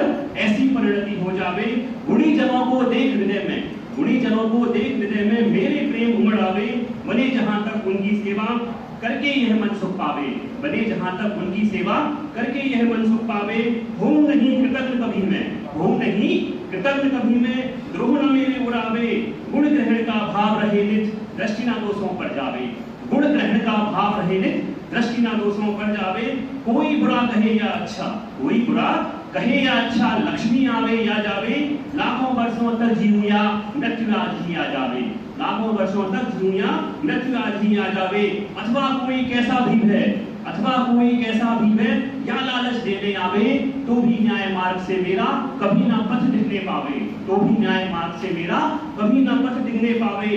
होकर सुख में मग्न न भूले, होकर सुख में मग्न न भूले, दुख में कभी ना घबरावे। पर्वत नदी शमशान भयानक, पर्वत नदी शमशान भयानक, अटवी से नहीं भय खावे। रहे अडोल अकंप निरंतर, रहे अडोल अकंप निरंतर, यह मन निरंतर बन जावे। इष्ट वियोग अनिष्ट योग में, इष्ट वियोग अनिष्ट योग में सहनशीलता दिखलावे, इष्ट वियोग अनिष्ट योग में सहनशीलता दिखलावे। सुखी रहे सब जीव जगत के, ये मेरी भावना है, सुखी रहे सब जीव जगत के, कोई कभी ना घबरावे। वैर पाप अभिमान छोड़ सब नित्य नए मंगल गावे। घर घर चर्चा रहे धर्म की, घर घर चर्चा रहे धर्म की, दुष्कृत दुष्कर हो जावे। घर घर चर्चा रहे धर्म की, दुष्कृत दुष्कर हो जावे। ज्ञान चरित उन्नत कर अपना, मनुष्य जन्म फल सब पावे। ज्ञान चरित उन्नत कर अपना, मनुष्य जन्म फल सब पावे। ईत भीत व्यापे नहीं भ्रष्ट, ईत भीत व्यापे नहीं जग में, भ्रष्ट समय पर हुआ करे। धर्मनिष्ठ होकर राजा भी न्याय प्रजा का किया करे, धर्मनिष्ठ होकर राजा भी न्याय प्रजा का किया करे। फैले प्रेम परस्पर जग में, मोह दूर ही रहा करे। ये मोह बहुत बेकार चीज है, क्योंकि मोह जब आता है तो लोग जो है कई गलत काम भी कर जाते हैं मोहवश। तो प्रेम रहे लेकिन मोह नहीं रहे। तो पहले प्रेम परस्पर जग में, मोह दूर पर रहा करे। अप्रिय कटुक कठोर वचन, अप्रिय कटुक कठोर वचन कोई न मुझसे कहा करे। बनकर सब युगवीर, युगवीर जी जो इसको लिखने वाले हैं उन्होंने अपना नाम यहाँ पे लिखा है। बनकर सब युगवीर जैसे देशोन्नत कहा करे। वस्तु स्वरूप विचार खुशी से सब दुख संकट सहा करे। वस्तु स्वरूप विचार खुशी से सब दुख संकट सहा करे। आपने ध्यान सुना, बहुत धन्यवाद। ये लग नहीं रहा होगा कि जीव विज्ञान के शिक्षक हैं और इतने सुंदर ढंग से इन्होंने हिंदी में अपनी कविता प्रस्तुत की। और जहाँ तक रस की बात सर कर रहे थे, तो आप जो भी कविता सुनते हैं और उसमें आपको जिस रस की अनुभूति हो, आप समझ लीजिए कि वही रस है उसमें। जहाँ वीरता का उत्साह का भाव है, कोई कविता पढ़ के आपको आपके मन में उत्साह जाए, तो वहाँ समझ लीजिए वीर रस है। और जहाँ भय लगे वहाँ पर समझ लीजिए भयानक रस है। और जहाँ वीरता की बात हो, जहाँ उत्साह होता है, वीर रस हो गया।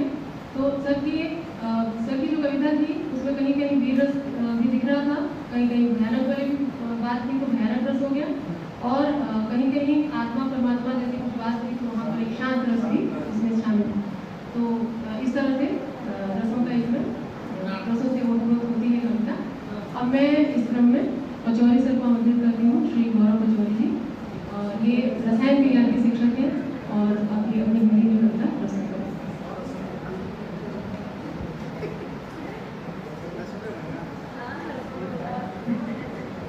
विद्या की अधिष्ठात्री देवी मंशाते, आदरणीय प्राचार्य महोदय, निर्णायक मंडल और मेरे दोस्त साथियों। कभी तो मैं हूँ नहीं, लेकिन हाँ संकलन इधर से जरूर कर लेता हूँ। तो इसलिए वही एक संकलित कविता आपके सामने रखूँगा। ये कविता इटावा में हमारे पड़ोसी हैं कवि कमलेश जी, उनके द्वारा रचित है और राष्ट्रीय मंचों पर भी इसका वो वाचन कर चुके हैं। वो कविता मैं आपके सामने रखना चाहता हूँ। भगवान राम से संबंधित है। राम हुए हैं कितने और प्रमाण है। भगवान राम आजकल बड़े प्रासंगिक हैं, अयोध्या में उनका मंदिर बन रहा है। तो इसी संदर्भ में ये कविता कवि ने रखी, अपने विचार रखे हुए हैं। भारत का कण कण साक्षी है, जीवन का क्षण क्षण साक्षी है। तपस्थली जो ऋषि मुनियों की, कुटियों का तृण तृण साक्षी है। धरती और अनंत व्योम में राम रमे हैं रोम रोम में। धरती और अनंत व्योम में राम रमे हैं रोम रोम में। चंद सिर फिरों को समझाने क्या हम अपने प्राण दें। राम हुए हैं कितने और प्रमाण दें। राम हुए हैं कितने और प्रमाण दें। तो कुछ भौतिक प्रमाण कवि रख रहा है। सरयू की निर्मल जल धारा, कौशल का प्रदेश अति प्यारा। पतित पावनी गंगा का तट और प्रयाग का वह अक्षय वट। चित्रकूट मंडल का कण कण और सारा पावन दंडक वन।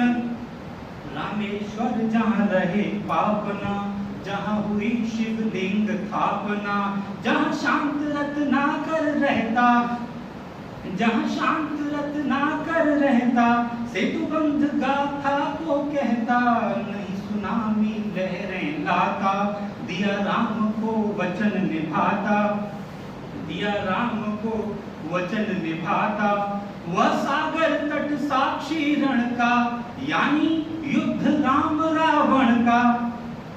समय के थपेड़ों के मारे ये भौतिक प्रमाण हैं सारे, जिससे मारा था रावण, जिससे मारा था रावण, अब लाकर क्या धनुबाण दें, राम हुए हैं कितने और प्रमाण दें, राम हुए हैं कितने और प्रमाण दें। तो कवि आगे की पंक्ति में पता बता रहा है कि राम कहाँ कहाँ भारत में मिलेंगे।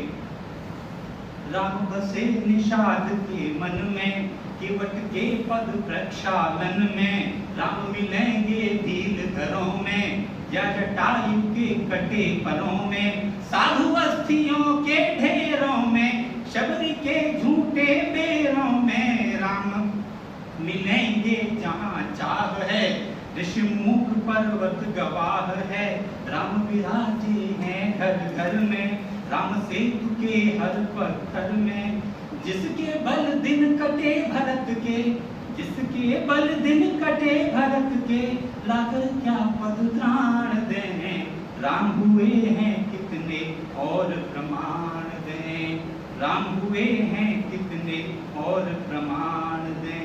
तो राम हमारे लिए क्या है, कवि ये बता रहा है। बहुत से लोगों के लिए तो राम एक जीवन है, और बहुत से लोगों के लिए अभी एक प्रश्न है कि उनका अस्तित्व था या नहीं था, इस पर भी बात होती है। तो आगे की पंक्तियों का आनंद लेंगे। राम अलौकिक युग नायक थे, धनुष दलन हित धनुषायक थे, राम चिन्ह जीवन दर्शन के, राम चिन्ह जीवन दर्शन के, मूल स्रोत युग परिवर्तन के, राम प्रणेता थे समता के, दीनहीन के प्रति ममता के, उद्धारक थे मानवता के, संहारक थे दानवता के, राम इष्ट हैं दया सिंधु हैं, जन आस्था के केंद्र बिंदु हैं, राम वही आदर्श लीक हैं, राष्ट्र अस्मिता के प्रतीक हैं, दुष्ट मानते कब हैं, लगता फिर सक्रिय दानव है, उन्हें पराजित करने को अब, उन्हें पराजित करने को अब, हम सब पुनः बयान दें, राम हुए हैं कितने और प्रमाण दें, राम हुए हैं कितने और प्रमाण दें। अब अंतिम पद पढ़ता हूँ। राम के विरोधियों का क्या इलाज है, कवि ने ऐसा बताया है। मैं कवि को पहले जोड़ दे रहा हूँ। जी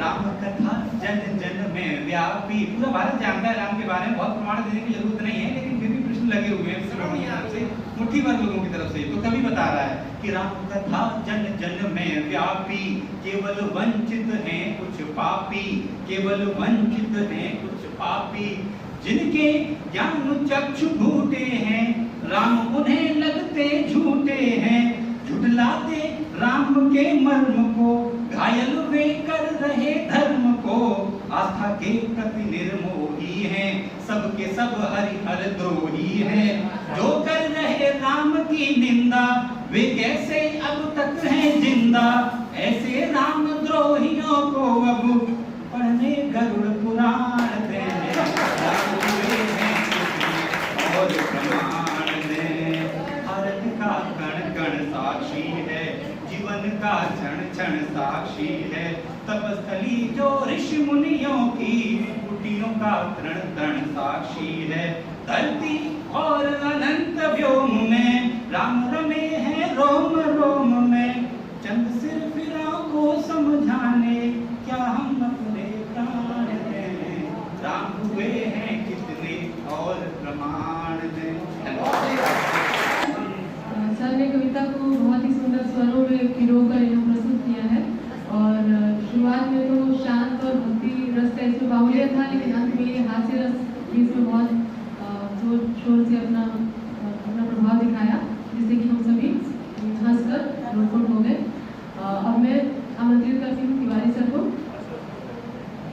तिवारी सर जो कि गणित के शिक्षक हैं, वो आपके समक्ष हिंदी में कविता प्रस्तुत करेंगे।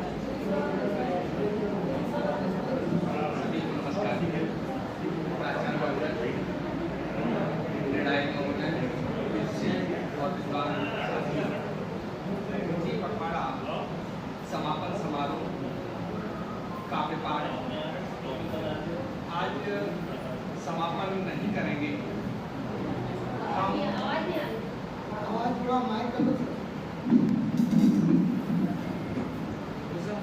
हम आज समापन नहीं करेंगे, निरंतर कोशिश करते रहेंगे और अपनी हिंदी भाषा को राष्ट्र भाषा का दर्जा दिलवाएंगे, देश विदेश दुनिया में सम्मानित करेंगे।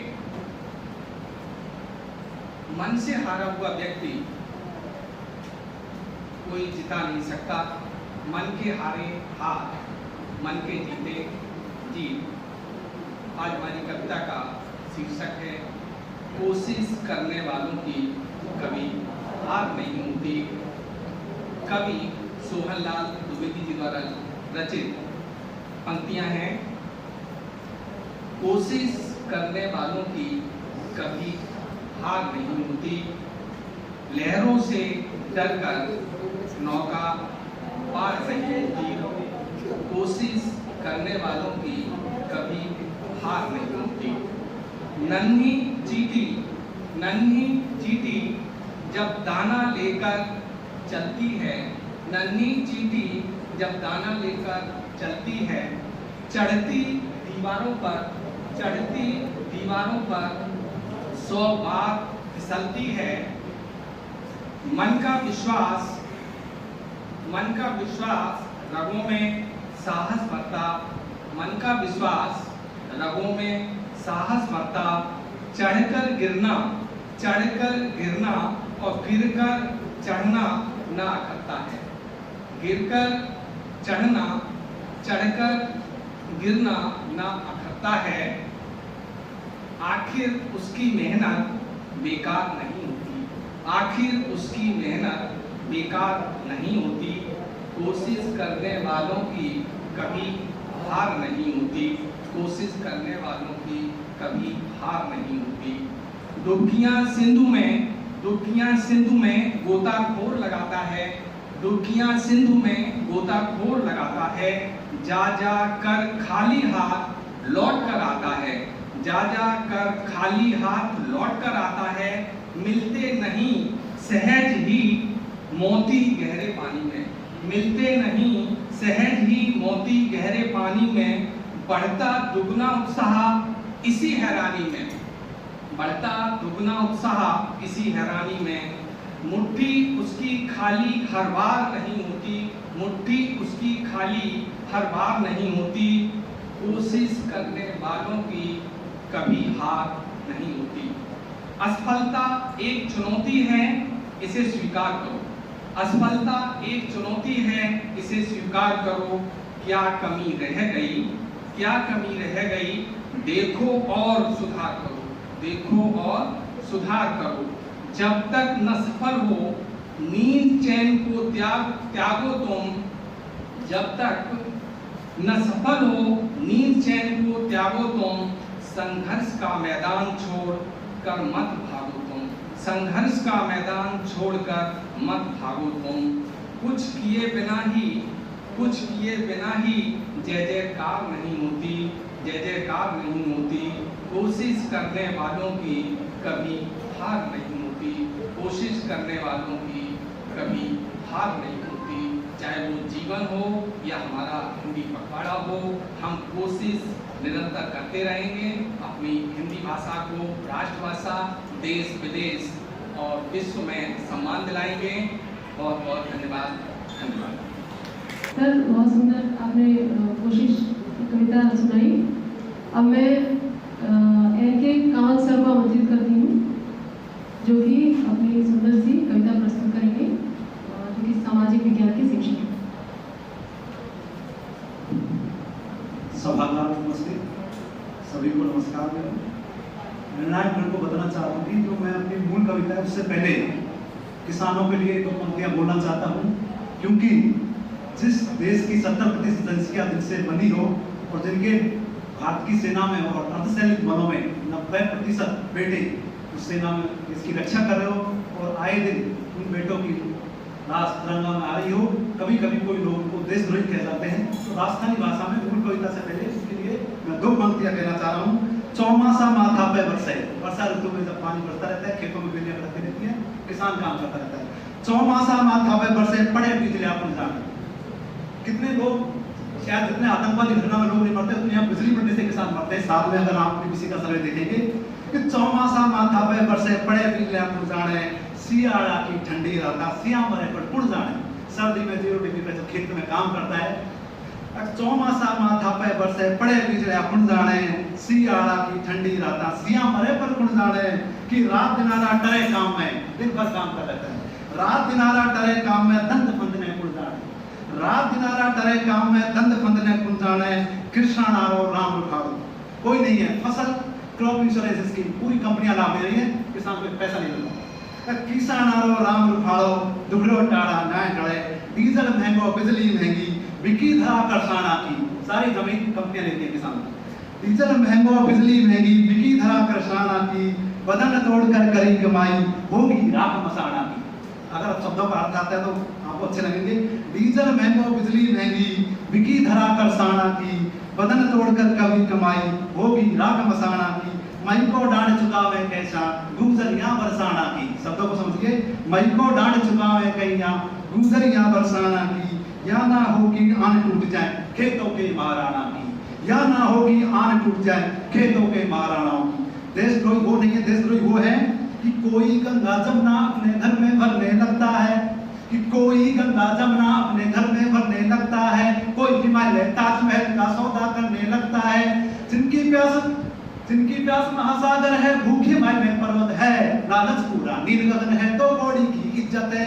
इनके कारण ही बनते हैं अपराधी भोले भाले, गुंडा और मवाली पैदा करते ये भ्रष्ट तंत्र वाले, गुंडा और मवाली पैदा करते ये भ्रष्ट तंत्र वाले। इनके साथ ही मैं अपनी कविता सुना रहा हूँ, ज्यादा समय नहीं लेते। ये कि ये सामाजिक वस्तुओं पर कविता है, जिसमें महिला जा रही है जंगल में, वहां पर बुलबुल है, तो बुलबुल गीत गा रही है, वर्षा ऋतु का समय है, तो वो कह रही है चुप धीरे धीरे बोल, बुलबुल गीत सुनाने आए। वो उसकी बहुत सारी समस्या, वो अपना गीत सुनाना चाह रही है, अपनी परेशानी बताना चाह रही है कि चुप धीरे धीरे बोल, बुलबुल गीत सुनाने आई, कि चुप धीरे धीरे बोल, बुलबुल गीत सुनाने आई। कुछ गीत बहार के, कुछ श्रृंगार के, कुछ प्यार के लाई, चुप धीरे धीरे बोल, बुलबुल गीत सुनाने आई। एक रोज गई थी उपवन, जाने कैसी थी उलझन, उखड़ा उखड़ा था मेरा मन, भीगा था मेरा दामन। जब राज ये गुल ने बोला, तितली का मन भी डोला, और भावना कर करके बोला, उस मन की बातें बोल, पगली प्रेम कली मुस्काई, चुप धीरे धीरे बोल, बुलबुल गीत सुनाने आई। सांप्रदायिकता भारत की बहुत बड़ी समस्या, उस पर करता हूं मैं। एक रोज में पूजा करने, बत्ती की गागर भरने, सीढ़ी जो लगी उतरने। एक रोज में पूजा करने, बत्ती की गागर भरने, सीढ़ी जो लगी उतरने। मैंने देखे फूल के धरने, मंदिर मस्जिद का पंगा, मजहब को कर गए नंगा, हैरान खड़ी थी गंगा, और पल में हो गए दंगा। फिर मैं राम नाम सत बोल, वापस जंगल को आई, चुप धीरे धीरे बोल, बुलबुल गीत सुनाने आई। कुछ गीत बहार के, कुछ श्रृंगार के, कुछ गीत प्यार के लाई। अब देखिए यहाँ की पुलिस व्यवस्था। एक रोज गई थी थाने, जुल्मों की रपट लिखाने, कोई माने या न माने, मैं जानू या रब जाने। एक रोज गई थी थाने, जुल्मों की रपट लिखाने, कोई माने या न माने, मैं जानू या रब जाने। इल्जाम लगा कर झूठा, फिर वर्दी वालों ने टूटा, फिर जिसने चाहा लूटा, इंसाफ का भांडा फूटा। कुछ बोल जवाना बोल, इज्जा कुआ इज्जा खाई, धीरे धीरे बोल, बुलबुल गीत सुनाने आई। कुछ गीत बहार के, कुछ प्यार के, कुछ श्रृंगार के लाई, चुप धीरे धीरे बोल, बुलबुल गीत सुनाने आई। न्याय व्यवस्था देखिए बात की। एक रोज कचहरी आई, पेशी की थी सुनवाई, मैं आके बड़ी पछताई, मैं फंस गई राम दुहाई। एक रोज कचहरी आई, पेशी की थी सुनवाई, मैं आके बड़ी पछताई, मैं फंस गई राम दुहाई, इंसाफ वही पाता है, कुर्सी जिनकी माता है, चलता जिनका खाता है या गुंडा बन जाता है। फिर सब गोलमाल है बोल जब कातिल हो मुस्लिम भाई, चुप धीरे धीरे बोल बुलबुल गीत सुनाने आई, कुछ गीत बाहर के कुछ श्रृंगार के कुछ गीत प्यार के लाई।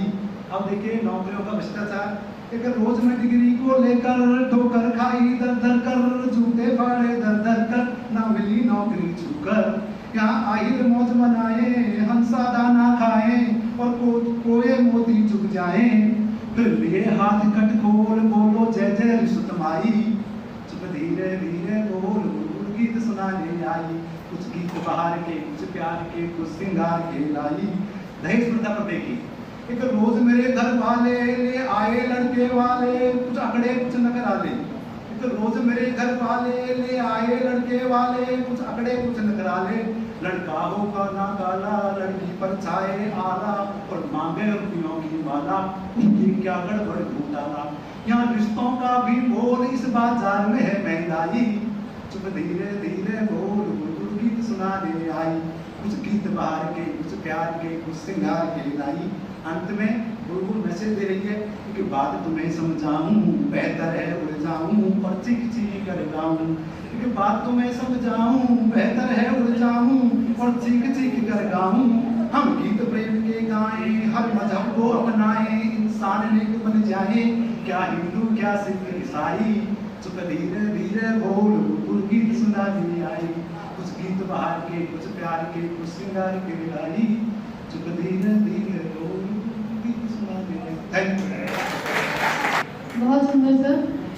जैसे कि हिंदी ने सभी कई भाषाओं को और कई चीज़ों को अपने साथ आत्मसात किया है, और उसने देशज और सामान्य बोलचाल की भाषा का भी उसमें शामिल किया गया है। आप बहुत सारे कवियों को पढ़ते हैं हिंदी में, जो कि अवधी और ब्रज भाषा, यहाँ तक कि राजस्थानी भाषा, मीराबाई ने जो अपनी कविताएं लिखी है वो ब्रज मिश्रित राजस्थानी है।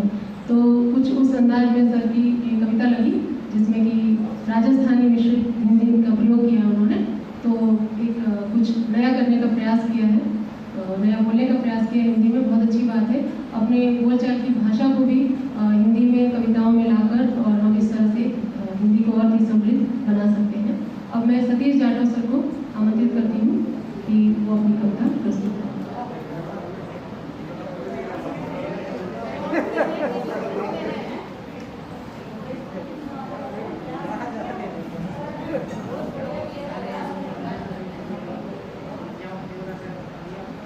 बड़ी दुविधा का समय है,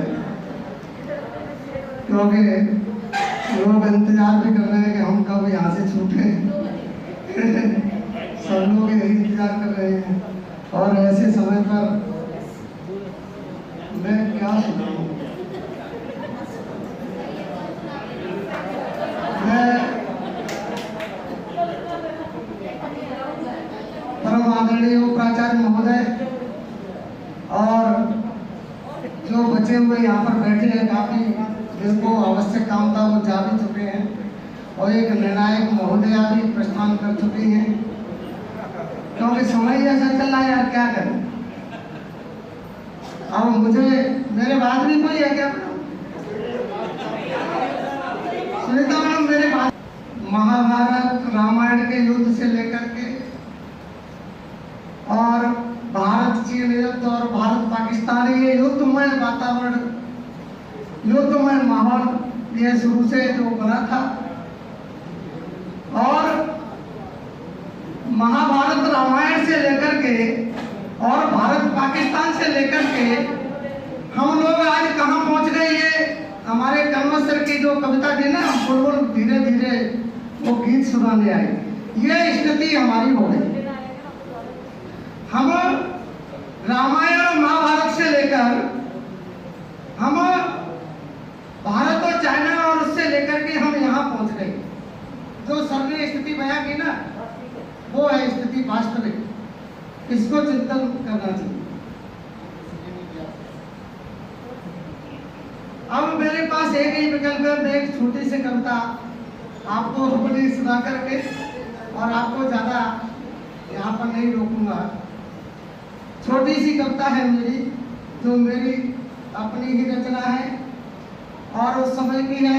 ये मेरा टेटुआ किसने दवाई है भाई? थोड़ा सा इसको बढ़ाओ, मेरा वॉल्यूम तो हो जाता है। तो मेरी छोटी सी कविता है। जब मैं अपने मित्रों के साथ शायद 10th या 11th 12th की बात रही होगी और हमारे क्षेत्र में जल्दी शादी कर देते हैं बच्चों की, तो सगाई वाले भी जल्दी घूमते हैं।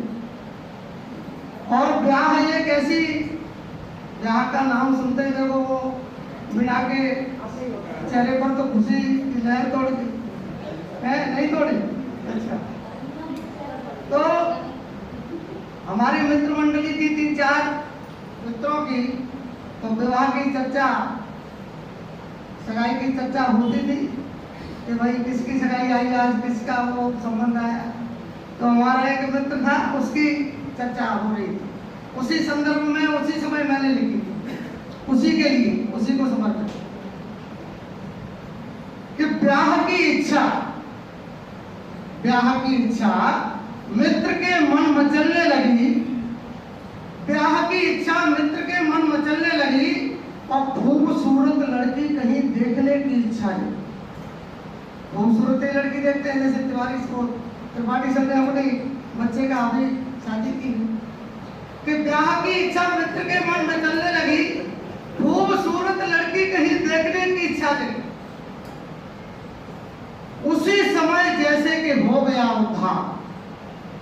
अब भाई ब्याह की इच्छा लगी हो और वो अगर पूरी होते हुए दिखाई दे तो उद्धार ही होता है, उद्धार जैसा ही समझते हैं कि उसी समय जैसे कि हो गया उद्धार, हमारे एक साथी ने किया विचार। उसी समय जैसे कि हो गया उद्धार, हमारे एक साथी ने किया विचार, बोला यार मेरी है साली। मित्र आपस में बात कर रहे थे, बोला यार मेरी है साली, ब्यूटी पार्लर भी है, बड़ी है निराली। उसके लिए ढूंढ रहे थे कि भाई, दूसरा मित्र कह रहा था कि यार चिंता मत करो मेरी साली और ब्यूटी पार्लर भी है, तो ये तो बहुत अच्छी बात है कि बोला यार मेरी है साली, ब्यूटी पार्लर भी है, बड़ी है निराली। मित्र ने कहा कहाँ रहती है मेरे यार? मित्र ने कहा कहाँ रहती है मेरे यार, जल्दी दिखा दे, करना है मुझको ब्याह। और विवाह के लिए बड़ा उत्सुक था, और लेकिन विवाह की बातचीत अगर जा जाता तो उस समय हो सकता है उतना वो नहीं रहता कि ब्यूटी पार्लर भी है, बड़ी है निराली। मित्र ने कहा कहाँ रहती है मेरे यार, जल्दी दिखा दे, करना है मुझको ब्याह। दूसरा बोला भोपाल में है, दूसरा बोला भोपाल में है, मेरी सास की चौपाल में है। भोपाल का नाम सुनते ही फूला नहीं समाया, भोपाल का नाम सुनते ही फूला नहीं समाया, राजधानी वाली बीवी लेने का ख्याल आया। आपको पता है कि मध्य प्रदेश की राजधानी भोपाल, और इसलिए कि भोपाल का नाम सुनते ही फूला नहीं समाया, राजधानी वाली बीवी लेने का ख्याल आया। तब फिर क्या हुआ, उस समय स्टूडेंट यूनियन और ये रैली वगैरह जाया करती थी, तो हम भी जिंदाबाद जिंदाबाद करते हुए जाया करते थे कि उसी समय आया 9 फरवरी का सम्मेलन। उसी समय आया 9 फरवरी का सम्मेलन। भोपाल जा रही थी छात्रों की पलटन, पलटन से मतलब यहाँ रैली से, कि उसी समय आया 9 फरवरी का सम्मेलन। भोपाल जा रही थी छात्रों की पलटन, लो मिल गया सोने में सुहाग। भाई उसके मन की हो गई कि लो मिल गया सोने में सुहाग, मेरे पास भी ने भेजा सुराग। यानी मैंने कविता लिखी उस समय, तो मेरी अपनी अनुभूति है, उसने मुझे नहीं बताया, वो अकेले चला गया कि लो मिल गया सोने में सुहाग, मेरे पास भी ने भेजा सुराग। अकेले ही देखने चला गया लड़की, अकेले ही देखने चला गया लड़की, बीवी की चाहने बंद कर दी दोस्ती की खिड़की, बीवी की चाहने बंद कर दी दोस्ती की खिड़की, और देख कर लौटा तो मुंह से बोला ही नहीं, देख कर लौटा तो मुंह से बोला ही नहीं, राजधानी वाली बिल्ली के नशे में मुंह बोला ही नहीं। तो ये उस समय मुझे अनुभूति हुई, उसको मैंने अपने उसमें बांधा। तो इसका जो शीर्षक मैं बताना भूल गया था, इसका शीर्षक मैंने राजधानी वाली बिल्ली रखा था, लेकिन ये बहुत अफसोस के साथ कहना पड़ रहा है कि वो उस दोस्त की जो सगाई वहाँ हो ही नहीं पाई और वो बिल्ली नहीं मर पाई। लेकिन ये है कि हमारी कविता बन गई, लेकिन नहीं बीवी भले ही भले न बनी दोस्त की, लेकिन हमारी कविता बन गई। तो ये बहुत अच्छा हुआ। अगर आप क्योंकि आप जाने थे तो जल्दी है आप है? लेकिन 2 लाइन और सुना के आपको भेजूंगा यार। एक प्रसंग है, मैं उसको और सुनाना। मैंने कई बार कई जगह लिखा देखा कि नशा नाश की जड़ होता है। नशा नाश की जड़ है, और अगर किसी को भी नशा किसी तरह का लग जाता है तो वो एडिक्टेड हो जाता है, और उसका फिर सबसे पहले अगर कोई एडिक्टेड होता है तो उसका परिवार उसमें काफी प्रभावित होता है, समाज को भी उसका दुष्परिणाम भुगतना पड़ता है। तो ऐसे ही एक प्रसंग है, आपने भोलेनाथ का नाम सुना होगा, जिनको भांग का नशा था, वो भांग का नशा करते थे। तो उनकी जो पत्नी थी पार्वती, वो भांग घोट करके उनको रोज देती थी। क्या भाई पैसा अच्छा, चलो ये श्रोताओं की ये हार्दिक बहुत बहुत धन्यवाद सर। आप सभी रुके रहे क्योंकि समापन हो रहा है, अखाड़े का समापन समारोह भी हो रहा है। ये कविता भी रहेगी, कोई बात नहीं सर, फिर जब मौका मिलेगा तो आपको अवसर देगी। फिलहाल हम समापन की ओर बढ़ते हैं। कार्यक्रम जैसे कि हम जानते हैं कि अखाड़ा 15 दिन का मनाया जाता है, और आज समापन समारोह है। तो सबसे पहले सरस्वती जी की प्रतिमा पर अर्पण से मैं उपाचार्य महोदय से आग्रह करती हूँ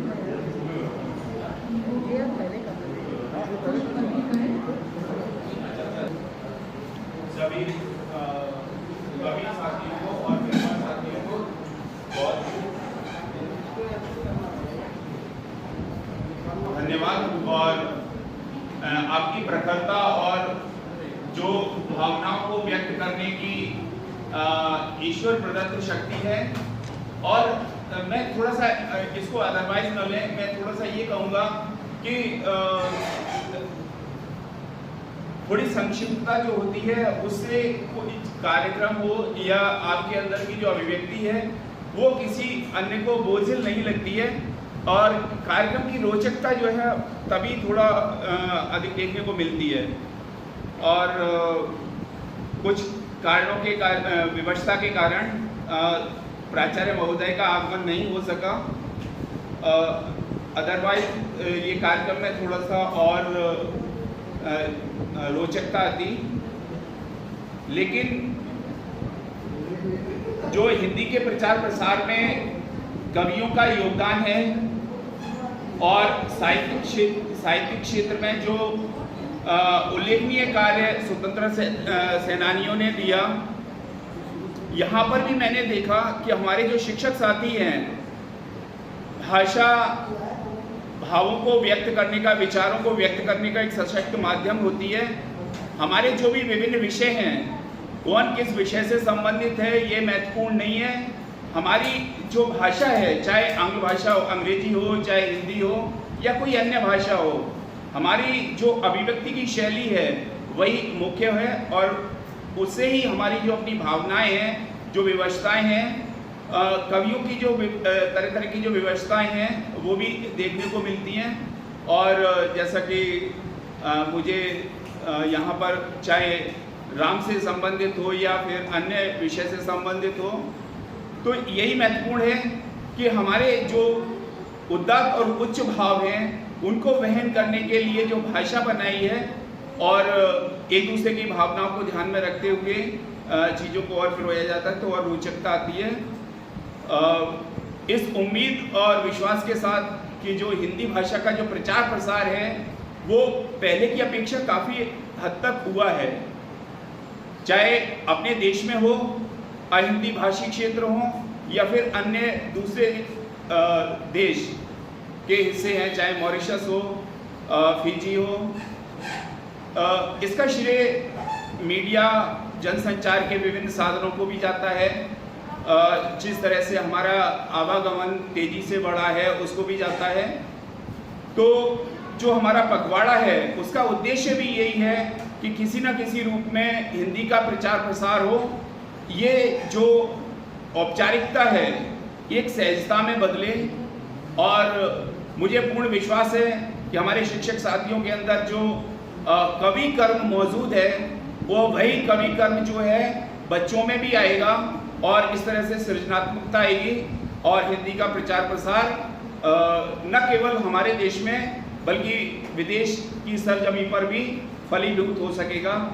इसी भावना के साथ सबको हिंदी पखवाड़े की बहुत बहुत बधाई और इस उम्मीद और विश्वास के साथ कि आप सबके और हमारे सबके माध्यम से हिंदी का दिनों दिन प्रचार प्रसार हो और ये औपचारिकता सहजता में बदले। धन्यवाद।